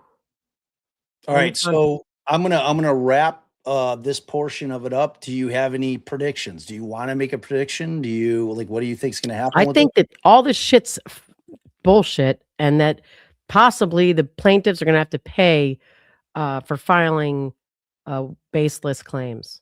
Well, At I least mean, if he some of wins them. anti-slap, they're definitely paying. Yeah, If I he, mean, if he elects to go that way, I honestly didn't it's hear going to be one very thing. tempting for him to say, "I'm going to pass on the anti-slap. Let's take it to the mat." I'm just I mean, telling you. that for everything that Aiden did was petitioning activity. I don't see another activity alleged. I don't know. Maybe I'm missing something. You I know. disagree. I disagree with you completely, Jay Bala. You're acting as if we can trust anything that was collected at that scene. Oh, I thought you were talking to me. Nah, people are like, oh, the glass on the bumper didn't match. I don't give a shit. Maybe that was planted. The broken glass near him matched the glass he had in his hand. What do you mean? What's that? Oh, you're talking about your We're throwing talking theory? about the like the little, yeah, like throwing the shit. It's like I'm Yeah, not that buying was any of it. planted. Huh? Right, that probably was planted. Right. I I don't know. mean, who knows? Who knows? It's like the investigation was such a mess. I can't. I don't trust any of it. I just don't. Like you're never going to convince me. Just like I might not convince you that the people in the house didn't do it. I don't know what to tell you.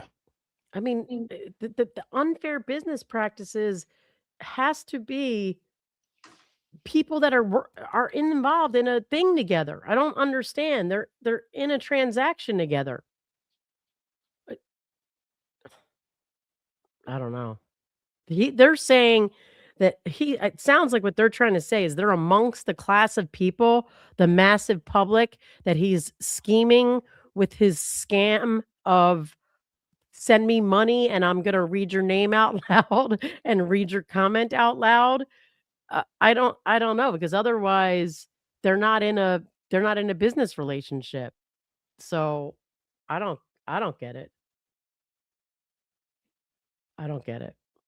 Yeah, I don't either. Yeah, we're this. I honestly don't see it making it all the way to trial.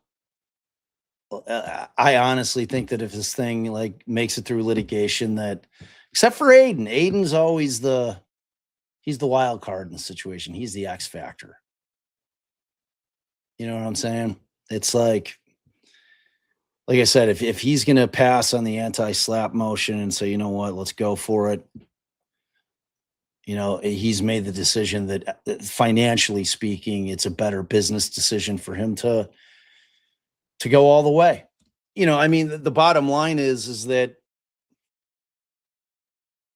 no matter what comes out at that civil trial where there's a very low burden, that it's not going to change anything. Like no one's mind is going to be changed. The people that think that he didn't do it are still going to think that, and I'm talking about the people in the house that they didn't do it. They're still going to believe that they didn't do it. And the people that believe that they did do it are still going to believe that they did do it. Like it's not going to change anybody's mind at a civil trial. It's just because it's not beyond a reasonable doubt. It's going to be basically the same shit that we've heard. Because the one thing that we know is they're not going to be able to develop any new evidence in terms of what happened that night. Because the investigation is what it is. Right. You know, so all right. Darren, you can cut it there. Wait. I'm going to go through the supers. Oh, What?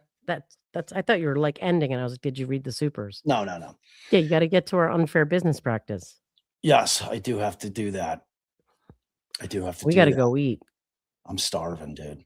Thomas, we love you. Thomas Doherty became a new member. Oh, family hug to you. Welcome. Thank you. Ellen, Fagerlund, member for 29 glorious months. OG. What? Ellen Fagerlund is. How am I not even, I don't even know that name, and she's been a member for 29 months? She might be the first member.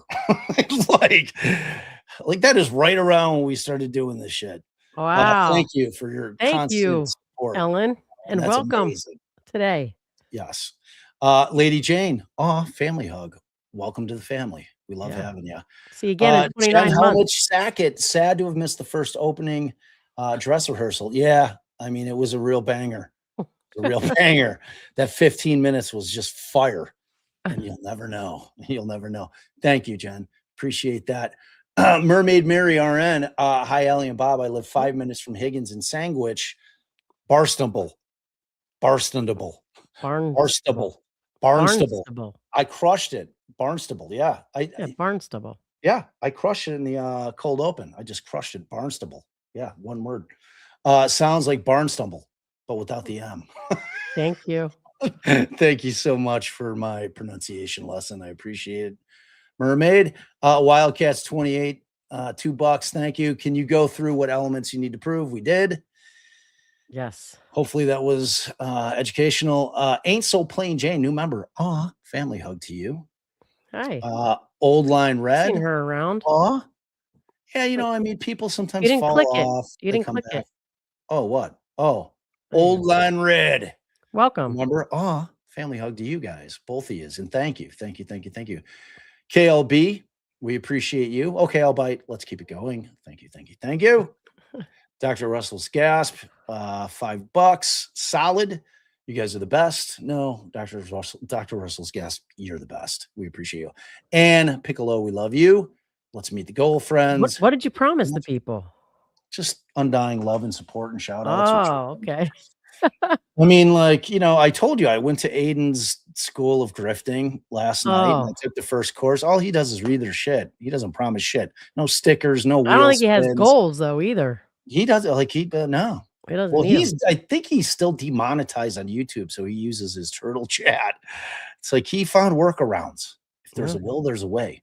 Yeah. Thank you so much, Anne. And then we've got Lynn.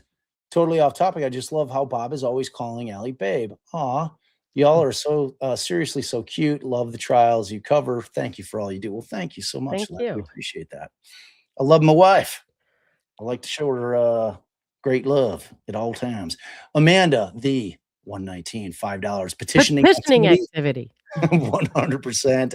Love DD. Power to the people. Thank you so much, Amanda. We appreciate you. Classic overthinker. Member for 12 months. Love him or hate him. Lawfare is not okay. Agreed. And thanks for your continued support. We're already a very litigious society as it is. And, I agree. The Sassy Desk Diaries. I love the defense diaries. Heart. My heart is just broken.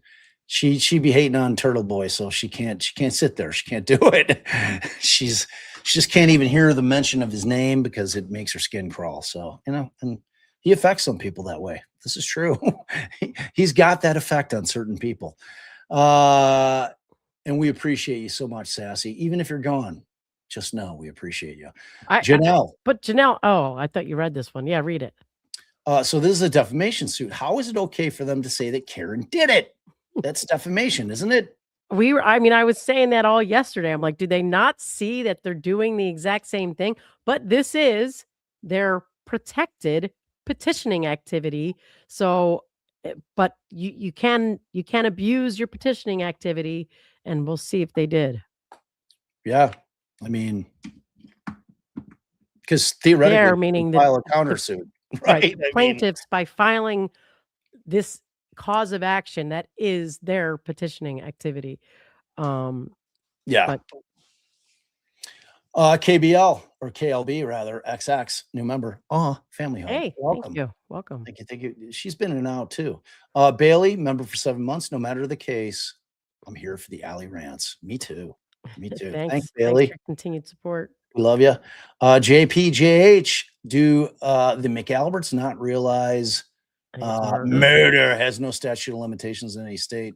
Why are they doing this? They're never going to be able to charge those people. Well, unless that's why you were saying yes, because I was like, well, maybe they didn't have anything to do with it. Why would they risk taking, coming to the, doing this lawsuit? But Bob says, well, they could have made damn well sure that everything's been deleted. But I guess we'd have, like I said, we'll have to see if in discovery, every single one of them has deleted everything that predate, then that's pretty highly suspicious. I mean, if it went down in the house, are you stupid enough to be texting about it? Or are you being super fucking vague? Like vague posting. We heard vague texting. We definitely heard some of that. Vagooey. We've got butt dials. Vagooey. Butt answering. They butt answered. Vagooey. They sex answered. Sex ass answering things, whatever the hell that was. Thanks, JP. And then Megan Sue says, please make a pink sweatshirt that says petitioning activity. Say it again. I like the way you say it. Petitioning activity. That's probably not a bad idea. Probably not. I mean, Aidan would do it. I learned in my class at Aidan's Grifting University last night that I should make shirts for every funny thing that we say because they sell. People love it. So on the back, Justin, Ali, and Bob co-sign this. I'll wear it for fun because Ali is funny. She is funny. I never used to believe. No, you should put that shirt up. What do you mean put it up? I mean, put make it on it.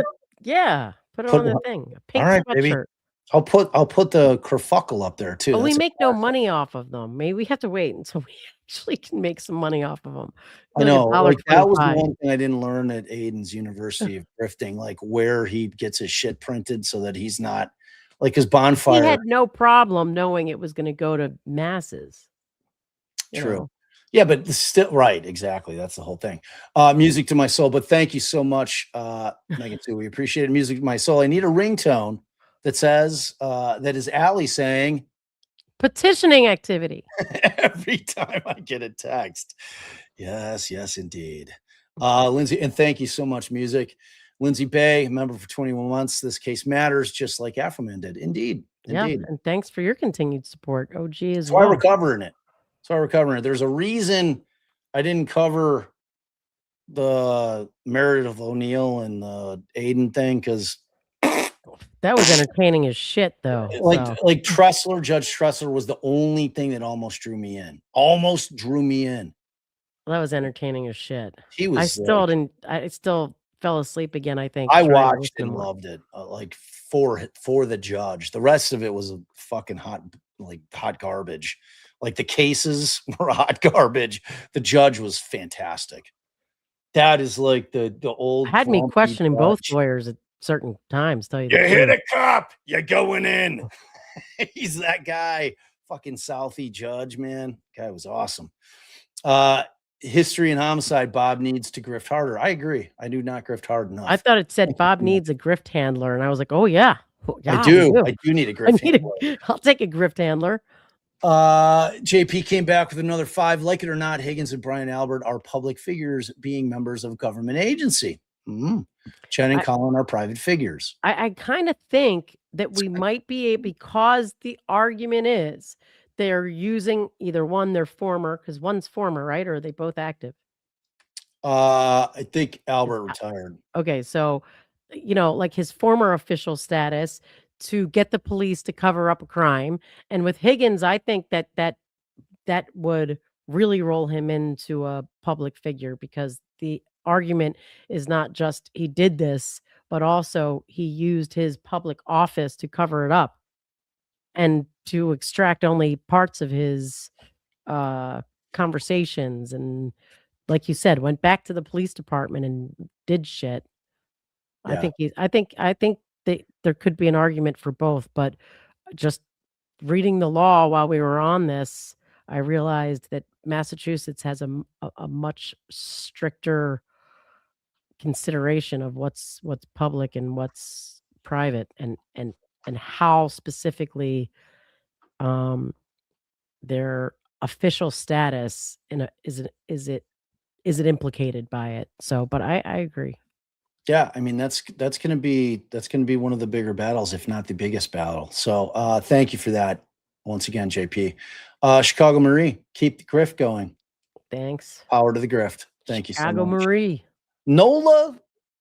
Hey, we're gonna be there soon. Yeah, we're gonna be there so soon. Jazz Fest Creep is up. coming. Jazz Fest. We really love it.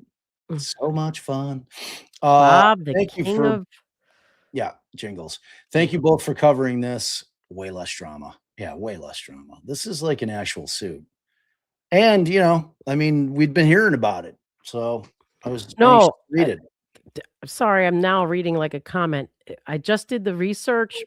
Being subpoenaed to testify in a matter does not, no matter how public the matter is, no matter how significant your role is, at least in at least one case that I read, does not convert you into a public official under Massachusetts law. But I could be wrong. Could be. You're probably not, though. Okay, JP comes back again. So Read published her statements in court documents. Aidan reported on those documents. How does this pass anti-SLAPP? No, I mean, Bob was saying that yesterday, that if this is all stuff that was in a public document, I don't even know what they're talking about. Some of it obviously wasn't, but when was does anybody know when the motion dismissed, where they kind of laid out the whole conspiracy theory? When was that filed? Does anybody know? When was that thing filed? Like, when was the date of that filing? Because I think I misspoke talking about a motion, Rule 17 motion. That is not the motion to dismiss in Massachusetts. So when was that particular motion? The motion to dismiss, where they laid out the entire theory of the defense in that motion, and when, I think, because that's an interesting question. Because I saw a message earlier, somebody posted. yeah, I know that. I was Right before Aidan got involved. Correct. Like, when that's the document. Because the way that I'd always heard the story is that Aidan was sent that document, and which is a public filing. He read the document and he's like, holy shit. All right. So Aidan started reporting April 2024, according to. Yeah, but that's generic. Yeah, right. So we know that. So it was probably April of 20. It was right before he started, I thought. Right. I mean, because it's always been the story that document, that motion to dismiss, was the thing that put him on it. I don't think he's ever said otherwise. No, he's never said otherwise. This is the best that they could come up with. They got nothing. That's what I think. Right. Because like this thing boils down to them attacking defense attorneys. Oh yeah, they did. What classic overthinker saying, that was a big part of it, that he was on the select board. Is that what that, was he the one on the select board, or am I mixing it up now? I think that's I think that's Chris. I think Chris Albert was on the select board. He's the one that owns the pizza spot that has the mediocre chicken parm. Oh. It's really that phrase, the mediocre mediocre chicken parm, is like my favorite. No, my favorite thing to come out of the trial. Somebody says March 12th, 2024. If that's there you go. To when it was filed. So again, what that boils down to is that they're shitting. And I'm talking about the plaintiffs. They're shitting on the defense's theory of defense as if it's made up of whole cloth, when it comes directly from the evidence that was given to them by the Commonwealth. None of those people went on Boston Finest until after all of the alleged defamatory. What the fuck are you talking about, Boston Finest? Remember they did that TV show? Who? The whole house plaintiffs or house defendants. Afterwards they went on TV. I think it was only afterwards. After the verdict in the second trial? Yeah. It might have been between the two. I can't remember. I was done. I don't obsess about this case. I'm sorry. Like a lot of you do, and I get it. Like, maybe this was your first introduction to like true crime and trials. Wait, And you're like, what? holy shit, this is amazing. People are saying that this Boston Finest it was a reality TV show that he was on. Okay, when? Yeah, it was a Wahlberg TV show with Brian Albert and Jennifer. What does it Penton. have to do with this? When? We're talking about making him a public figure. But when? I don't know. And how many years did it air? How many episodes was he on? Sheila says at some point Chris, but is Chris not a party to this? It's Is not he? a party. Oh, I don't know. somebody says it was 2013, a long time ago. I never heard of it. It sounds like a shitbird show. Okay, JP, if anti-slap fails, I would move to combine this case with the federal case that the plaintiffs moved to federal court. They want the fight. I don't think the judge would allow it. If it was possible to get this into federal court, I would absolutely suggest that they did, just because. Well, because I just know the federal judges will toss something quick without. Oh yeah. Without post haste. You're fucking out of here. You did Oh not. yeah. This is all bullshit. They don't fucking play on the federal level. Right. Thanks, JP. Sherry D. Aw, family hug. Welcome, welcome, welcome. Lace, JW, or Lacey, whichever one it is. Thank you. Thank you so much. Belly Mayday, $5 for the goal. Love y'all. Thanks, Belly. Love you back. Rhonda 610 or 611-0. $5. I'm willing to admit an accident is possible if Bob will admit it's possible the people inside did. Of course it is. Oh yeah. I've always said that. Oh yeah. My theory is into the exception of everything else. That ain't me. I'm not Johnny Tunnel Vision. That's all y'all. Like, well, you're fucking crazy. You started attacking me. Oh, no, I definitely think the people in the house could have done it. I'm just not convinced they actually did. But Right. there's some shit there that I definitely wouldn't say There is smoke there. Yeah. There's no there is denying smoke. that. There is smoke there. There is a bunch of shady shit that went on that still goes without any kind of explanation. There is no question. Sex butt answer. I've always been there. Yeah. I'm just saying. We're just also The amount of throwing evidence out that we have, like evidence that's reliable, there's not enough to prove it. No. That doesn't mean it didn't happen. And that's definitely not me saying I don't think it's a possibility. Of course I do. I'm not a fucking idiot. Oh, I'm not just not going to saying sit on a show and scream that they're guilty of it because there's not enough evidence of it. Queen. A lot of shady shit, though. I'll tell you that. I think it's possible they did it, but I'm definitely not convinced that they did. So, and I know that's not a popular opinion, but I'm not. I'm not into this for popularity. That's not my fucking thing. Clearly we're not. I'm right. Just saying. Like, I don't don't be mad. You're like, it's like, don't be mad. It's okay. We can disagree on shit. Again, I think it's a possibility. I also think that the fall's a possibility. What I don't think is a possibility is that Karen hit him with the truck. Right. Yeah, that not a possibility. Not a possibility. I also think that it's been proven that the police absolutely planted evidence. Oh yeah. To me, no fucking doubt in my mind. They knew that case sucked against her. They had to give it a little pat on the butt. I'm just gonna reverse this. Reverse. The fucking there's a piece of glass. It is insane. Because even if she did do it, which we don't think she did, but even if she did, that glass didn't survive. The hair hanging on there. The fucking hair in the blizzard. That hair. What? Okay. I think the case against Karen was worse than the case against the people in the house. How about that? I think that it's like if the taillight's not broken, they have no case against Karen Read. Whatever happened with the taillight, and the Commonwealth really didn't address it, and the defense didn't really address it either in terms of definitively saying that when she was backing out of John's garage, if that little bump could have cracked it.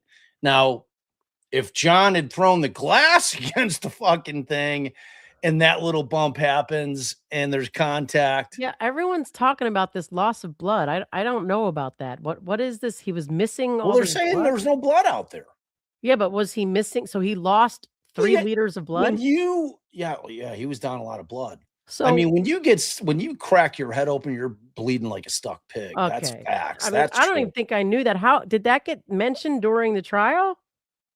No, but like What? again, like this is They the would kind have of had to shit. ask on cross-examination. Was he missing blood? I don't I'm sure they remember it did. coming in. I think that Kearney might have barred that kind of shit.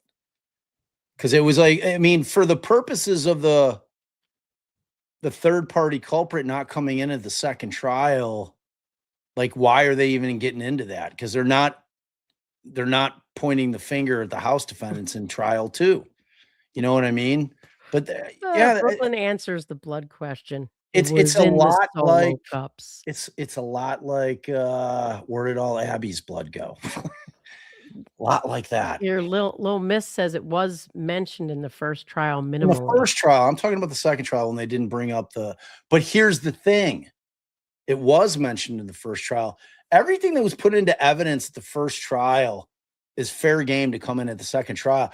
If I'm the defense, I'm bringing all that shit in. All of it's coming in terms of these are all the reasons why we believe the people in the house did it. And the missing Sally Port videos is definitely on the list of things that they did. It's a very long list of such a long list of framing unexplainable Karen shit Read. that requires an explanation. I cannot wait. Like Aidan's going to stay in this case just so he can go to the depositions to hear them answer the questions that are going to be asked of them, which are going to be directly towards the fact that they believe that they did it. You have to answer these questions. How are they going to answer them? I've seen it. Bob and I have watched it, and we think it was, for the large part intact. Because if there was a little crack or not when she backed into it. Like, because in my world, if Proctor's back there at the, in the Sally Port and like we all saw him and his fucking bald head back there rooting around, doing whatever he's doing, it's easier for me to believe that the thing was damaged enough to where he could have just cracked a couple of real big pieces off, shoved them in his shit and dipped. Yeah. As opposed to him needing a fucking hammer. Because we watched if it was already cracked. Trouble. Right. Like in my world, you need the thing cracked, whether it be from the backing up out of John's garage, whether it be from unless John they got like a hammer out there. Yeah. But I don't know. But yeah, Aidan, you can bet your ass he can be in the depositions. Well, what? There's no restraining order. What? Right. Yeah. No, I didn't. Yeah, of course he can. I was just thinking for a second, maybe there was some sort of order. He's going to be sitting there staring at them. Yeah, you choose to sue somebody. You can't argue when they're sitting there while you're getting deposed. That was the whole thing I kept talking about. I'm like, you better watch what you wish for, because like those depositions. This is a bad move.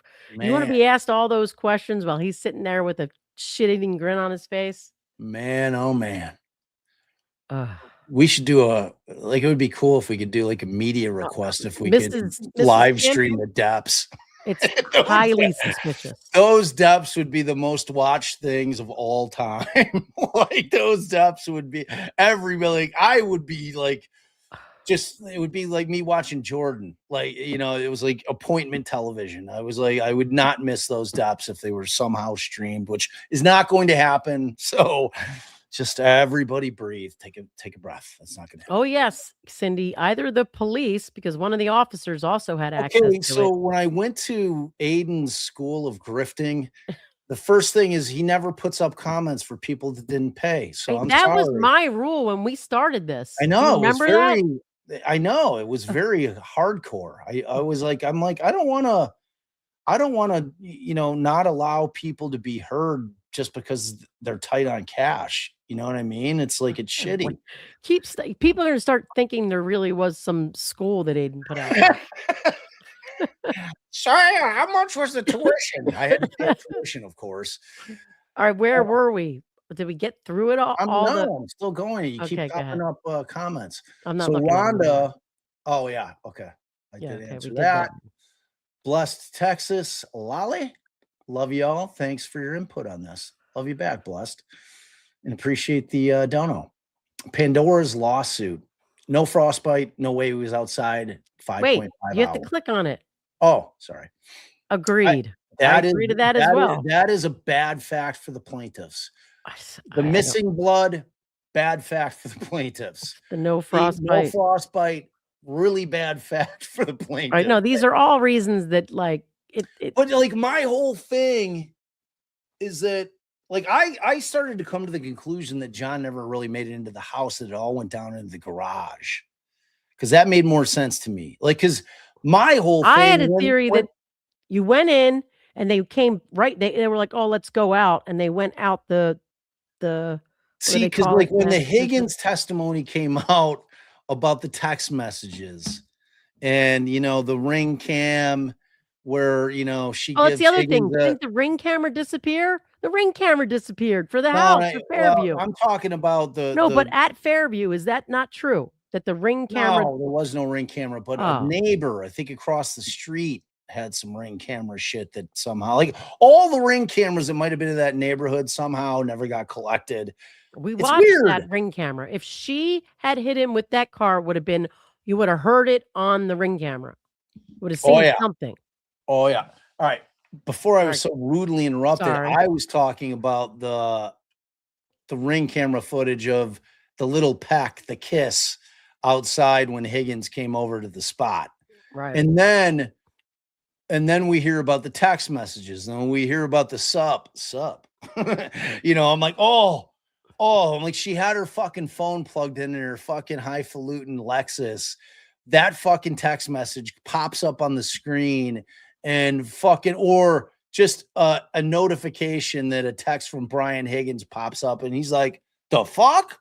Right. The fuck is that? Hot. Open that shit up. She's like, nah, if it's fucking, they get into a fucking beef, and John goes into that house or into that garage hot, right, and goes right at Higgins. And then something fucking happens with those two guys. Like that became the most plausible thing. Cause like the Colin thing to me was always stupid as fuck. I'm like, what? John's going in there to beat the kid's ass because we both said it had to be something that he went in. John went in hot, angry about, right? Talk about a fucking Boston cop drunk. Like I have Boston friends. Those are some fighting motherfuckers, man. They just are. They will throw hammers. To me, it was always Higgins. I mean, like I never watched Loophole Lawyer shit except when he's taking our shit. Like he's the guy who took our Afro Man stuff and did two different. Like actually, he took our content. At least he had the decency to he put it in his description, the link to the original, but and he makes videos on other people's shit, which are pretty good. Like frankly, he's pretty funny. But at any rate, like he's apparently all over Higgins. Like he's telling Higgins to sue him because he wants to depose him. Like, you know what I mean? So it's like, it's that thing. It's like those depositions. Ooh, those depositions. Okay. And thank you so much, Pandora. Haley Bratt, new member. Oh, family. Welcome. Welcome. Amanda, cupcake. Tip for the grift. $9 or $5 British pound. We love our cupcakes, or we love milk cupcakes. We do. Blessed comes back. The House defendants might not even have done it, but they damn sure covered it up, in my opinion. I mean, who doesn't come outside? It's super fucking sus, all the shit they did. Who doesn't run inside to check on their family member when there's a dead person on the ground? Unless you know how they got there. Who doesn't come out if you're a Boston cop to see why the fuck there's a dead guy on his front lawn? That's like, there is a ton of shit that makes zero sense in the context of they didn't have something to do with it. Like, I can't admit that that's not fucking like all plausible evidence, that it is very. That's why they can't even meet a negligence standard. This is all the reasons why this case is bullshit. And I don't care, like Aidan, don't like him. This cause of action is bullshit under the law. I mean, Ali's probably right. There's probably enough circumstantial evidence that it would have been a closer conviction if they had tried them than it was for Karen in round 2. There's Like, so much more evidence against them. You know, and it's like what Sex, butt answering. happens when you arrest somebody from in that house and put it on them is somebody fucking sings. Like that's the point. That's when you get co-conspirators singing left and right because they're gonna save their own ass. They're like, all right, well, the jig is up. Fuck that. Yeah, he did it. I had nothing to do with it. I didn't know what to do. I didn't know what to say. I left. I was outie 5,000. Like, I mean, I wasn't trying to get arrested, like all that shit. Right. Like, I mean, that would have been the likely result of an arrest in that, but like the bottom line, and again, if they didn't do it, I'm looking straight at MSP and Canton PD and being like, fuck y'all. You guys put us in this position. You exclusively. Like your shit investigation. And the planting of evidence and manipulating of evidence and missing video, converted videos, all the things. Yeah, all the things. All the things. Yeah. All right, let me check. I think we got a couple of cash apps. Wait, all right, while you're doing that, I'll click on here. Lola the good dog. Aw, sweet. If the feds could get Nancy Guthrie's door cam video, I wish they could get Keller's from across the street that night. Yeah, that'd be nice. Hey, happy anniversary, Melissa. It's officially our anniversary. Well, happy anniversary. Wait, your anniversary to your spouse? With us. It's her 12-month, our anniversary. That is beautiful. Happy anniversary. We love you. And Glamasues says booze plus testosterone plus jealousy equals disaster. Yeah. All day. That's always been our especially happened in the house theory. Especially with Boston. Like in Boston, those Boston guys, they're just fucking fighters. They'll throw hammers. Fuck it. My buddy Jay, like this dude, we could not go to a bar. He moved to Chicago and he was a Southie. And he had been here for 10 years, still had the thick Southie accent. And this dude, every time we went out, every single time we went out, like, I mean, I had 2 near fights with him. Like, all right, check if there's anything else out there so we can eat. All right, you can dip. No, because I can't eat without, I need you anyway. Okay. We got a late one. We got 2 late ones yesterday. Law Girls Not Attorneys paid us $5. Thank you. Thank you so much. And they had said, I want to understand how they can say this when Karen was found not guilty. So she's asking the question, isn't that defamation as well? Thank you, Law Girls. Appreciate that. We see Mary threw us 20 yesterday for the live stream. Thank you very much, Mary. And then Kelly paid us 10 today, said, going over the defamation papers, you and Ali are adorable and so insightful. Thank you so much. We appreciate that. Let me just check Cash App real quick. Because, I mean, if we're being honest, we prefer Cash App and Venmo because they don't take our money. Dr. Russell's gasp, I think. Ooh. I can't remember. I owed you a shout out. I may have given it to you yesterday for keeping it. Oh, yeah. Yeah, I did. I gave you the Tracy says check PayPal. I will. And then Nancy for a great chat. Love you guys. Oh, that was yesterday too. So never mind. Thanks, Nancy. You guys got double the love on one thing. It's all part of our unfair business.